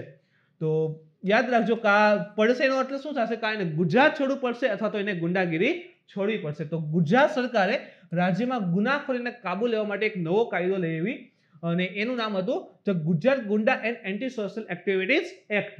ખાસ કરીને આજે કાયદો છે ને એ યુપીમાં એક કાયદો લાગુ પડેલો, એનું નામ હતું ઉત્તર પ્રદેશના કંટ્રોલ ઓફ ગુંડાઝ એક્ટ. નામ શું હતું?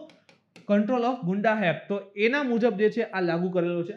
આ કાયદા અંતર્ગત જેમાં પોલીસની સત્તા પણ વધારવામાં આવી છે. તો પોલીસને પાવર પણ વધારેલો છે જેથી કરીને જે પણ એન્ટી સોશિયલ એલિમેન્ટ્સ હોય એને કંટ્રોલ કરી શકાય. ગુંડા એક્ટની મહત્વપૂર્ણ જોગવાઈ ઉપર વાત કરીએ તો ગુંડાગીરી કરનાર તત્વોને 10 વર્ષ સુધીની સખત કેદ અને 50,000 રૂપિયાનો દંડ કરાશે. તો જે પણ આ એકની અંતર્ગત નોંધાશે, આ જે પણ વ્યક્તિ આ એકની અંતર્ગત નોંધાશે કે આને ભાઈ ગુના કરેલા છે તો એને 10 વર્ષ સુધીની સખત કેદ અને 50,000નો દંડ પણ લાગુ પડશે. ગુંડાઓ સામે કેસ ચલાવી ઝડપી ન્યાય તપાસની કાર્યવાહી અને સજા માટે એક સ્પેશિયલ કોર્ટની પણ રચના કરાશે. ઘણી વખત હોય ને કે ભાઈ કેસ તારીખ પે તારીખ એવું ન થાય અને અંદાજે 6 મહિનામાં જ એને ઝડપથી સજા મળી જાય એ માટે એક સ્પેશિયલ કોર્ટની પણ આમાં રચના કરવાની વાત જે છે કરવામાં આવેલી છે. ગુંડા તત્વો દ્વારા મેળવવામાં આવેલી મિલકત જિલ્લા મેજિસ્ટ્રેટને ટાંચમાં લઈ શકશે. તો ગુંડા તત્વોની જે મિલકત જે છે તત્વો દ્વારા મેળવવામાં આવેલી મિલકત તો જિલ્લા મેજિસ્ટ્રેટ હોય એ ટાંચમાં લઈ લેશે. તો જિલ્લા મેજિસ્ટ્રેટ પાસે પાવર હશે. સાક્ષીઓને પૂરતું રક્ષણ આપી નામ સરનામા ગુપ્ત રાખવામાં આવશે. તો કહે છે ને પોલીસ તો એવિડન્સ માંગતી છે, તો જે પણ સાક્ષીઓ હશે તો એનું રક્ષણ આપવા માટે નામ અને સરનામા જેના હશે ગુપ્ત રાખશે જેથી કરીને એને પણ નુકસાન થાય નહીં. અને ગુનો નોંધતા પહેલા સંબંધિત રેન્જ આઈજી હશે અથવા તો પોલીસ કમિશનર એની પૂર્વ મંજૂરી આવશ્યક હશે કે ભાઈ જે તે વ્યક્તિ આ ગુનો કરે છે તો શું એને આ પ્રિવેન્શન એક્ટ અંતર્ગત લખી શકાય. જો હા પાડે રેન્જ આઈજી અથવા તો પોલીસ કમિશનર હા પાડશે કે તરત જ એને જે તે ગુંડા અથવા તો જે સોશિયલ એલિમેન્ટ્સ આ પ્રકારના રહેલા છે એની નિમણૂક અથવા તો ખાસ નિમણૂક તો શું જેનું રજિસ્ટ્રેશન જે છે આ એકની અંતર્ગત થશે, એનો ક્રાઇમ રજિસ્ટર થશે અને એને આ એક મુજબ જે છે સજાને પાત્ર બનશે. એના પછી જોઈએ ઇન્દ્રા 2020 દ્વિપક્ષીય નૌસેના અભ્યાસ. કાઉકાસ 2020 રશિયા અને ચાઇના બંને સમાવિષ્ટ હતું. કાઉકાસમાં ભારતની સમાવેશ થવાની મનાઈ પછી ભારતીય નૌસેના રશિયાની નૌસેના સાથે અંદમાન નિકોબાર ટાપુ નજીક એક દ્વિપક્ષીય નૌસેના અભ્યાસ ઇન્દ્ર 2020નું આયોજન કરશે. તો રશિયા દ્વારા કાઉકાસનું આયોજન થયું હતું જેમાં રશિયા અને ચાઇના સમાવેશ હતા અને ઇન્ડિયાને ઇન્વાઇટ કરેલું હતું. હવે આ બધું ત્યારે થતું હતું ખાસ કરીને જ્યારે લદ્દાખ વિસ્તારમાં ઇન્ડિયા અને ચાઇના સામસામે હતા અને એ વખતે ભાઈ બંને દેશો કેમ સાથે મળીને એક્સરસાઇઝ કરી શકે એટલે કાઉકાસમાં ભારતે આવવાની ના પાડી. એટલે એના પછી શું થયું કે રશિયા સાથે આપણા સંબંધો ખૂબ જ સારા છે. તો રશિયાની સેના સાથે અંદમાન નિકોબાર આપણે ટાપુ નજીક ફરીથી એક દ્વિપક્ષીય અભ્યાસ માટે ખાસ કરીને નેવી અભ્યાસ માટે ઇન્દ્ર 2020નું આયોજન જે કરવામાં આવ્યું હતું. ઇવન COVID-19 પછી આ પ્રથમ યુદ્ધ અભ્યાસ પણ હતો. આ યુદ્ધ અભ્યાસની શરૂઆત જે છે એટલે કે ભાઈ જે આ ઇન્દ્ર 2020 છે એની શરૂઆત 2003માં થઈ હતી. 2017માં રશિયાના બ્લાડી વોસ્ટક એક પોર્ટ છે એમાં પ્રથમ વખત સંયુક્ત સૈન્ય અભ્યાસ આયોજિત પણ થયો હતો. સ્પેશિયલ ફ્રન્ટિયર ફોર્સ એનું બીજું નામ જે છે યાદ રાખજો વિકાસ ફોર્સ રહેલું છે. 1962માં ચીન સાથેના યુદ્ધ પછી આની રચના કરવામાં આવી હતી. તો સ્પેશિયલ ફ્રન્ટિયર ફોર્સની રચના 1962 ભારત અને ચીનનું યુદ્ધ થાય છે અને પછી રચના કરી વિકાસ ફોર્સ પણ કહે છે. મેજર સુઝાનસિંહ ઉબાન દ્વારા એસ્ટાબ્લિશમેન્ટ 22 નામથી આ પ્રસ્તાવિત કરવામાં આવ્યું હતું. તો મેજર સુઝાનસિંહે પ્રસ્તાવિત કર્યું એસ્ટાબ્લિશમેન્ટ 22 એના દ્વારા, અને 1962 પછી ચીનના યુદ્ધ જે પતી ગયું એના પછી આવો પ્રસ્તાવ લેવા અને આ પ્રસ્તાવ દ્વારા સ્પેશિયલ ફ્રન્ટિયર ફોર્સ સ્થાપના કરવામાં આવી, જેનું બીજું નામ છે વિકાસ ફોર્સ. આ એક કોવર્ટ આઉટફિટ છે જેમાં તિબ્બતીઓને ભરતી કરતા. પહેલાની વાત છે કે ખાલી ખાલીમાં તિબ્બતીઓને ભરતી કરતા શા માટે કે એ વિસ્તારની વ્યવસ્થિત ઓળખતા હોય, પરંતુ હાલમાં તેમાં તિબ્બતીઓ અને ગોરખાઓ બંનેને ભરતી કરવામાં આવે છે. તેનું નામ બદલી અને સ્પેશિયલ ફ્રન્ટિયર ફોર્સ કરવામાં આવ્યું છે. જે વિકાસ ફોર્સ હતો ત્યાંથી સ્પેશિયલ ફ્રન્ટિયર ફોર્સ કરવામાં છે. હવે આ એસએફએફ સ્પેશિયલ ફ્રન્ટિયર ફોર્સ જે રહેલી છે ને ક્યાં ક્યાં ભાગ લીધો છે, ક્યાં ક્યાં ઓપરેશન કરેલ છે, તો એક તો 1971 ભારત પાકિસ્તાન યુદ્ધ ઓપરેશન ઈગલ, જો ઇમ્પોર્ટન્ટ થશે શા માટે, એના 50 વર્ષ પૂરા થયા 1971 અને 2021 ના 50 વર્ષ પૂરા થયા. તો ઓપરેશન ઈગલ કોના દ્વારા ચલાવતું? એસએફએફ સ્પેશિયલ ફ્રન્ટલાઇન ફોર્સ. પછી ઓપરેશન બ્લુ સ્ટાર કારગિલ યુદ્ધ આતંકવાદ વિરોધી અભિયાન અને ઓપરેશન મેઘદૂત, આ બધામાં જે સ્પેશિયલ ફ્રન્ટલાઇન ફોર્સ તેને ભાગ લીધેલો હતો.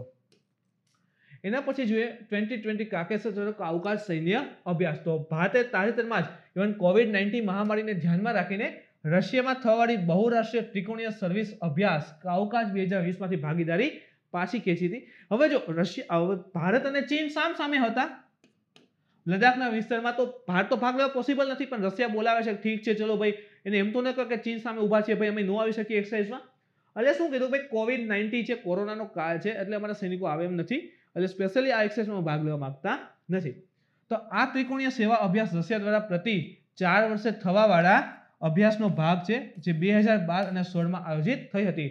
તો દર 4 વર્ષે થાય છે, 12માં, 16માં અને 2020માં. તો યાદ રાખજો કાકેશસ 2020 એવરી 4 યર થાય છે, તો 4 વર્ષે આવી છે તો ઇમ્પોર્ટન્ટ બનશે. કાકેશ 2020 નું આયોજન જે છે દક્ષિણ રશિયાના અસ્ત્રાખાન પ્રાંતમાં આયોજિત થવાનું હતું. આ અભ્યાસમાં જે એસસીઓ રહેલું છે એના સદસ્ય દેશ તથા અન્ય મધ્ય એશિયાના દેશોમાં સમાવેશ થતા હોય છે, ભાગ લેતા હોય છે. રેનાતી ચોલ સમયનો દુર્લભ શિલાલેખ એક મળેલો છે. તો રેનાતી ચોલ એક શાસનકાળ હતો, એને પણ સમજવું ક્યારે હતો. એક દુર્લભ શિલાલેખ મળ્યો છે, જેમ કે રેનાડોના તેલુગુ ચોલ. હવે મિત્રો આનો પર યુપીએસસી પણ પ્રશ્ન પૂછેલા છે, જૂના પેપર જોશો એટલે મળી જશે. તો રેનાડોના તેલુગુ ચોલ, તેલુગુ ભાષી બોલતા જે ચોલ એ રેનાડુ ક્ષેત્ર ઉપર શાસન કરતા હતા. આ વંશનો પ્રથમ શાસક તો નંદીવર્મન હતો 500 એડી, એટલે કે ઈસુ પછી 500, અને જેને કરિકોલ વંશના જણાવવામાં આવેલ છે. તો એનો વંશ કયો જણાવેલો છે? તો કરિકોલ. શાસનકાળ ક્યારે હતો? તો કે ભાઈ 500 એડી. પ્રથમ શાસકનું નામ હતું નંદીવર્મન. ચોલોના મહત્વપૂર્ણ પ્રશાસનિક એકમ નાડુ કહેવાતું. જો આ પ્રકારના પ્રશ્ન આવે છે કે ભાઈ ચોલ કાળની અંદર જે મહત્વપૂર્ણ પ્રશાસનિક એકમ હોય એને કયા નામે ઓળખાતા? તો યાદ રાખજો નાડુ તરીકે ઓળખાતા, જેમાં પ્રતિનિધિ સભા થતી. નાડુના પ્રમુખને શું કહેવાય? તો નતાર કહેવામાં આવતા. તો જે મહત્વપૂર્ણ પ્રશાસનિક એકમ હતો નાડુ, એમાં શું થતી? તો જે પણ મુખ્ય પ્રતિનિધિ હોય એની સભા થતી, અને આ જે આખા નાડુનો જે પ્રમુખ હશે એને શું કહેવાય? નતાર કહેવામાં આવતો. નાડુ પરિષદ હશે એને નટાવાઈ કહેવામાં આવતી. એના સિવાય તો વરિયમ એક શબ્દ છે, એ એક પ્રકારની કાર્યકારીણી સમિતિ હતી. જે પણ કાર્ય કરવાના હશે એના માટેની એક સમિતિ વરિયમ તરીકે ઓળખાતી. ગ્રામ સભા જે છે એ વરિયમની સહાયતાથી ગ્રામ પ્રશાસનનું સંચાલન કરતી. તો વરિયમ આપણે કીધું ને કાર્યકારી, કાંઈ પણ નિર્ણય લે છે તો એને એ મુજબ લાગુ તો કરવા જોશે. તો સપોઝ કે સભામાં નિર્ણય લે કે ગ્રામ લોકોને આ પ્રકારની સુવિધા આપવાની છે તો લાગુ તો કરવું પડશે. તો ગ્રામ સભા જે છે ને આ વરિયમની સહાયતાથી આખા ગ્રામ પંચાયત જે રહેલી છે એનું સંચાલન પણ કરતી હતી. હવે આંધ્રપ્રદેશના કડપ્પા જિલ્લામાં એક ગામમાંથી આ શિલાલેખને શોધવામાં આવ્યો છે. તો સૌથી પહેલા આપણે રેનાતી ચોલ વિશેની માહિતી મેળવી. હવે આ જે તાજેતરમાં દુર્લભ શિલાલેખ મેળવ્યો છે ક્યાં છે? તો કે આંધ્રપ્રદેશનો જે કડપ્પા જિલ્લો છે એના એક ગામમાંથી આ શિલાલેખ જે છે શોધવામાં આવેલ છે. શિલાલેખ વિશે માહિતી મળી તો ડોલોમાઇટ શિલાપટ અથવા તો સેલ પર કોતરેલ છે. સેલ એટલે પથ્થર, જે ડોલોમાઇટ પ્રકારનો પથ્થર છે એના ઉપર આખું જે છે એને કોતરેલું છે. શિલાલેખ પુરાતન તેલુગુ લિપિમાં લખેલ છે. તો કઈ ભાષામાં આખું લખેલું છે? આખું પુરાતનની જે પણ લિપિ છે એ કઈ છે? તો તેલુગુ ભાષામાં છે. અંદાજિત કેટલામી સદીનો છે? તો જે શિલાલેખ મેળવ્યો છે અંદાજિત 8મી સદીનો છે. અને તે સમયે આ ક્ષેત્રમાં રેનાડુના ચોલ મહારાજાનું શાસન રહેતું, એટલે રેનાડુના ચોલ સમયનો દુર્લભ શિલાલેખ થઈ ગયો. શિલાલેખમાં પીડુકુલા ગામના એક મંદિરની સેવા કરતા બ્રાહ્મણ સિંધામાયુને ભેટ તરીકે દીધેલ છે માર્તુસ જમીનના રેકોર્ડની માહિતી છે. તો જે બ્રાહ્મણ હતો સિંધામાયુ, એને ભેટ તરીકે કહેવાય કે મંદિરની સેવા કરતા બ્રાહ્મણને જમીન આપેલી છે. માર્તુસ જમીનના રેકોર્ડની માહિતી મળે છે. માર્તુસ જે છે જમીનનો એકમ છે. આપણે કેમ વાર કહીએ, વીઘા કહીએ, તો એ મુજબ માર્તુસ જમીનના રેકોર્ડની માહિતી જે છે આ શિલાલેખ ઉપરથી મળી છે, જે મંદિરના બ્રાહ્મણને આપેલી હતી. નામ હતું એનું સિંધામાયુ. એના પછી જોઈએ ચન્નપટ્ટના રમકડા. રમકડા બહુ ઇમ્પોર્ટન્ટ છે મિત્રો. એનું કારણ તમને કહું. જેમ કે રમકડાની બજાર, હવે રમકડા વિચાર કરો, છોકરાઓ રમકડા તો જોવે જ. ઇવન તમે જુઓ કે મેળામાં જાય તો ધમપછાડા કરતા હોય, બેસીને ધબાધબી બોલાવવા માંડે. અત્યાર સુધી રમકડા હતા ને એ ચીનમાંથી આયાત થતા હતા. તો હવે તો આયાત ઓછી થઈ ગઈ, આપણે અહીંયા આવતા ઓછા થઈ ગયા, તો ઓટોમેટિક રમકડાની ઇન્ડસ્ટ્રી બૂસ્ટ થશે. રમકડા વિના ચાલવું તો છે નહીં, તો ઓટોમેટિક ઇન્ડસ્ટ્રી શું થશે? બૂસ્ટ થશે. તો રમકડા ઇમ્પોર્ટન્ટ બનતા જશે. જ્યારે પણ રમકડાની વાત આવે તો જોતા જાય તો ચન્નપટ્ટના રમકડા. ચન્નપટ્ટના રમકડા લાકડાના રમકડા અને ઢીંગલીનો એક વિશેષ પ્રકાર છે. લાકડા અને ઢીંગલીના જે રમકડા હોય એનો વિશેષ પ્રકાર, એનું નામ છે ચન્નપટ્ટના રમકડા.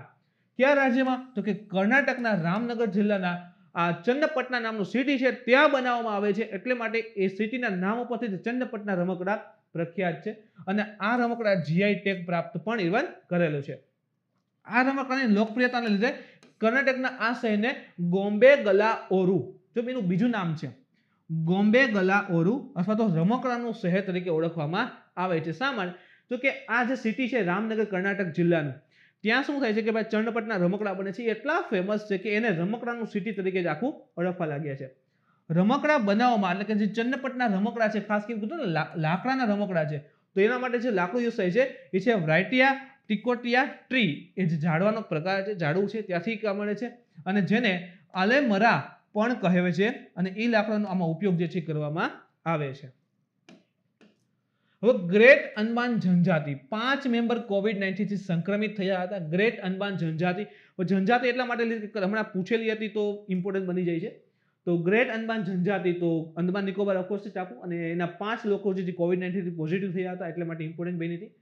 અંદમાન દ્વીપની ગ્રેટ અંદમાની, જારવા, ઓંગે, નોર્થ સેન્ટ્રલેન્ડ, સોમ્પેન્સ, આ બધામાંથી આ એક આ જે ગ્રેટ અંદમાની જનજાતિ છે એ પણ એમાં સમાવેશ છે. તો ઘણી બધી જનજાતિઓના નામ આવી ગયા. એક તો ગ્રેટ અંદમાની, જેમાં પોઝિટિવ કેસ મળ્યા છે. જારવા, ઓંગે તાજેતરમાં તમે જુઓ, તમને હમણાં પીએ નું પેપર ગયું ને 3 જાન્યુઆરી, એમાં પણ આ પૂછેલી હતી. તો ઓંગે, નોર્થ સેન્ટ્રલેન્ડ, સોમ્પેન્સ, આ બધા કેવા છે? PVTG, particularly vulnerable tribal group, તો એમાંથી જ આ સમાવેશ છે.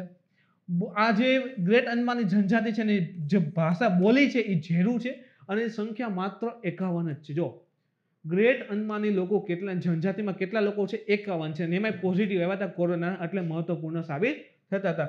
નિવાસસ્થાન તો કે સ્ટ્રેટ આઇલેન્ડમાં જે છે, આઇસલેન્ડ, એમાં વધારે લોકો જોવા મળે છે. એના પછી એક માછલી છે મહશીર, જે સિલેરુ નદીમાંથી મળી આવેલી છે. સિલેરુ સાઉથ ઇન્ડિયામાં આવેલી નદી છે.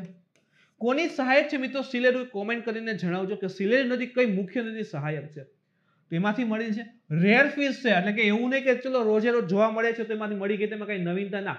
મેસી જે છે સામાન્ય ઓછી જોવા મળે છે, અને એ પણ સિલેરુ નદીમાંથી મળી છે. શા માટે ઇમ્પોર્ટન્ટ? તો કે ઠંડા વિસ્તારમાં જોવા મળે છે, જ્યાં 20 ડિગ્રીથી તાપમાન ઓછું હોય, અને એને બદલે આ સિલેરુ રિવરમાં જોવા મળી હતી, તો ઉલટું થઈ ગયું. તો એટલા માટે ઇમ્પોર્ટન્ટ હતી.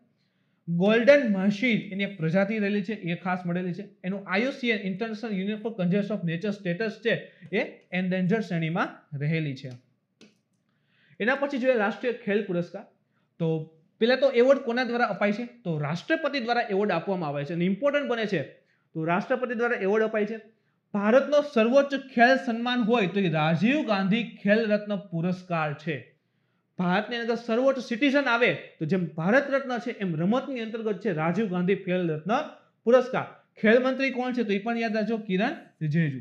તો 2020ની સાલમાં 2020માં 5 ખેલાડીઓને રાજીવ ગાંધી ખેલ રત્ન પુરસ્કાર જે છે અપાયા હતા, 4 વર્ષમાં શાનદાર પ્રદર્શનને અર્થે. તો એ 5 ખેલાડી કયા છે? તો રોહિત શર્મા ક્રિકેટર માટે, મનિક બત્રા ટેબલ ટેનિસ માટે, મારિયપ્પન થંગાવેલુ પેરા એથ્લેટિક હાઈ જમ્પમાં, વિનેશ ફોગટ છે મહિલા રેસલિંગમાં, અને રાની રામપાલ છે મહિલા હોકીમાં. તો 5 ના નામ મિત્રો જરૂરી થઈ જાય. રોહિત શર્મા છે, મનિક બત્રા, મરિયપ્પન થંગાવેલુ છે, વિનેશ ફોગાટ છે અને રાની રામપાલ છે. અલગ અલગ રમતની અંતર્ગત રાજીવ ગાંધી ખેલ રત્ન પુરસ્કાર જે ભારતનો સર્વોચ્ચ ખેલ સન્માન છે એનાયત કરવામાં આવેલો છે. આના સિવાય અર્જુન એવોર્ડ તો કે 2020માં ટોટલ 27 ખેલાડીઓને અર્જુન પુરસ્કાર પ્રાપ્ત થયો છે. હવે અર્જુન પુરસ્કારમાં પહેલા છે ને 5 લાખ સહાય મદદ રૂપે આવતા, ઇન્સ્ટોટ કે ઇનામના રૂપમાં આપતા, જે હવે વધારીને 15 લાખ કરેલા છે. એક છે દ્રોણાચાર્ય એવોર્ડ, તો દ્રોણાચાર્ય પુરસ્કાર છે ટોટલ 13 કોચને મળે. દ્રોણાચાર્ય એટલે ઋષિ હતા ને, તો એ રીતે તમે જો તો કોચને મળે છે, તો ટોટલ 13 કોચને દ્રોણાચાર્ય એવોર્ડ મળેલો છે. જેમાં પણ પહેલા 5 લાખની ઇનામ આપતા અને એના બદલે હવે એમાં 10 લાખ કરેલ છે. એક છે ધ્યાનચંદ પુરસ્કાર, એ જે 15 કોચને મળેલો છે, એમાં પણ 5 લાખથી હવે 15 લાખ આપે છે. અને માત્ર એક વિશ્વવિદ્યાલયને મૌલાના અબુલ કલામ આઝાદ ટ્રોફી આપવામાં આવી છે. એક વિશ્વવિદ્યાલય જેને મૌલાના અબુલ કલામ આઝાદ ટ્રોફી આપવામાં આવી છે અને એ છે પંજાબ વિશ્વવિદ્યાલય ચંદીગઢ. તો એને મૌલાના અબુલ કલામ આઝાદ ટ્રોફી એનાયત કરાઈ છે. તો મિત્રો આ હતું થોડા દિવસનું કરંટ અફેર્સ. મિત્રો નેક્સ્ટ ટાઈમ હમણાં થોડાક સમય મળી જશું અને આગલા મહિનાના જે પણ કરંટ અફેર્સના ઇમ્પોર્ટન્ટ ટોપિક છે એની સાથે મળશું. ત્યાં સુધી જોતા રહો, એન્જોય કરતા રહો, યાદ રાખતા રહો અને સફળતા મેળવતા રહો. Thank you.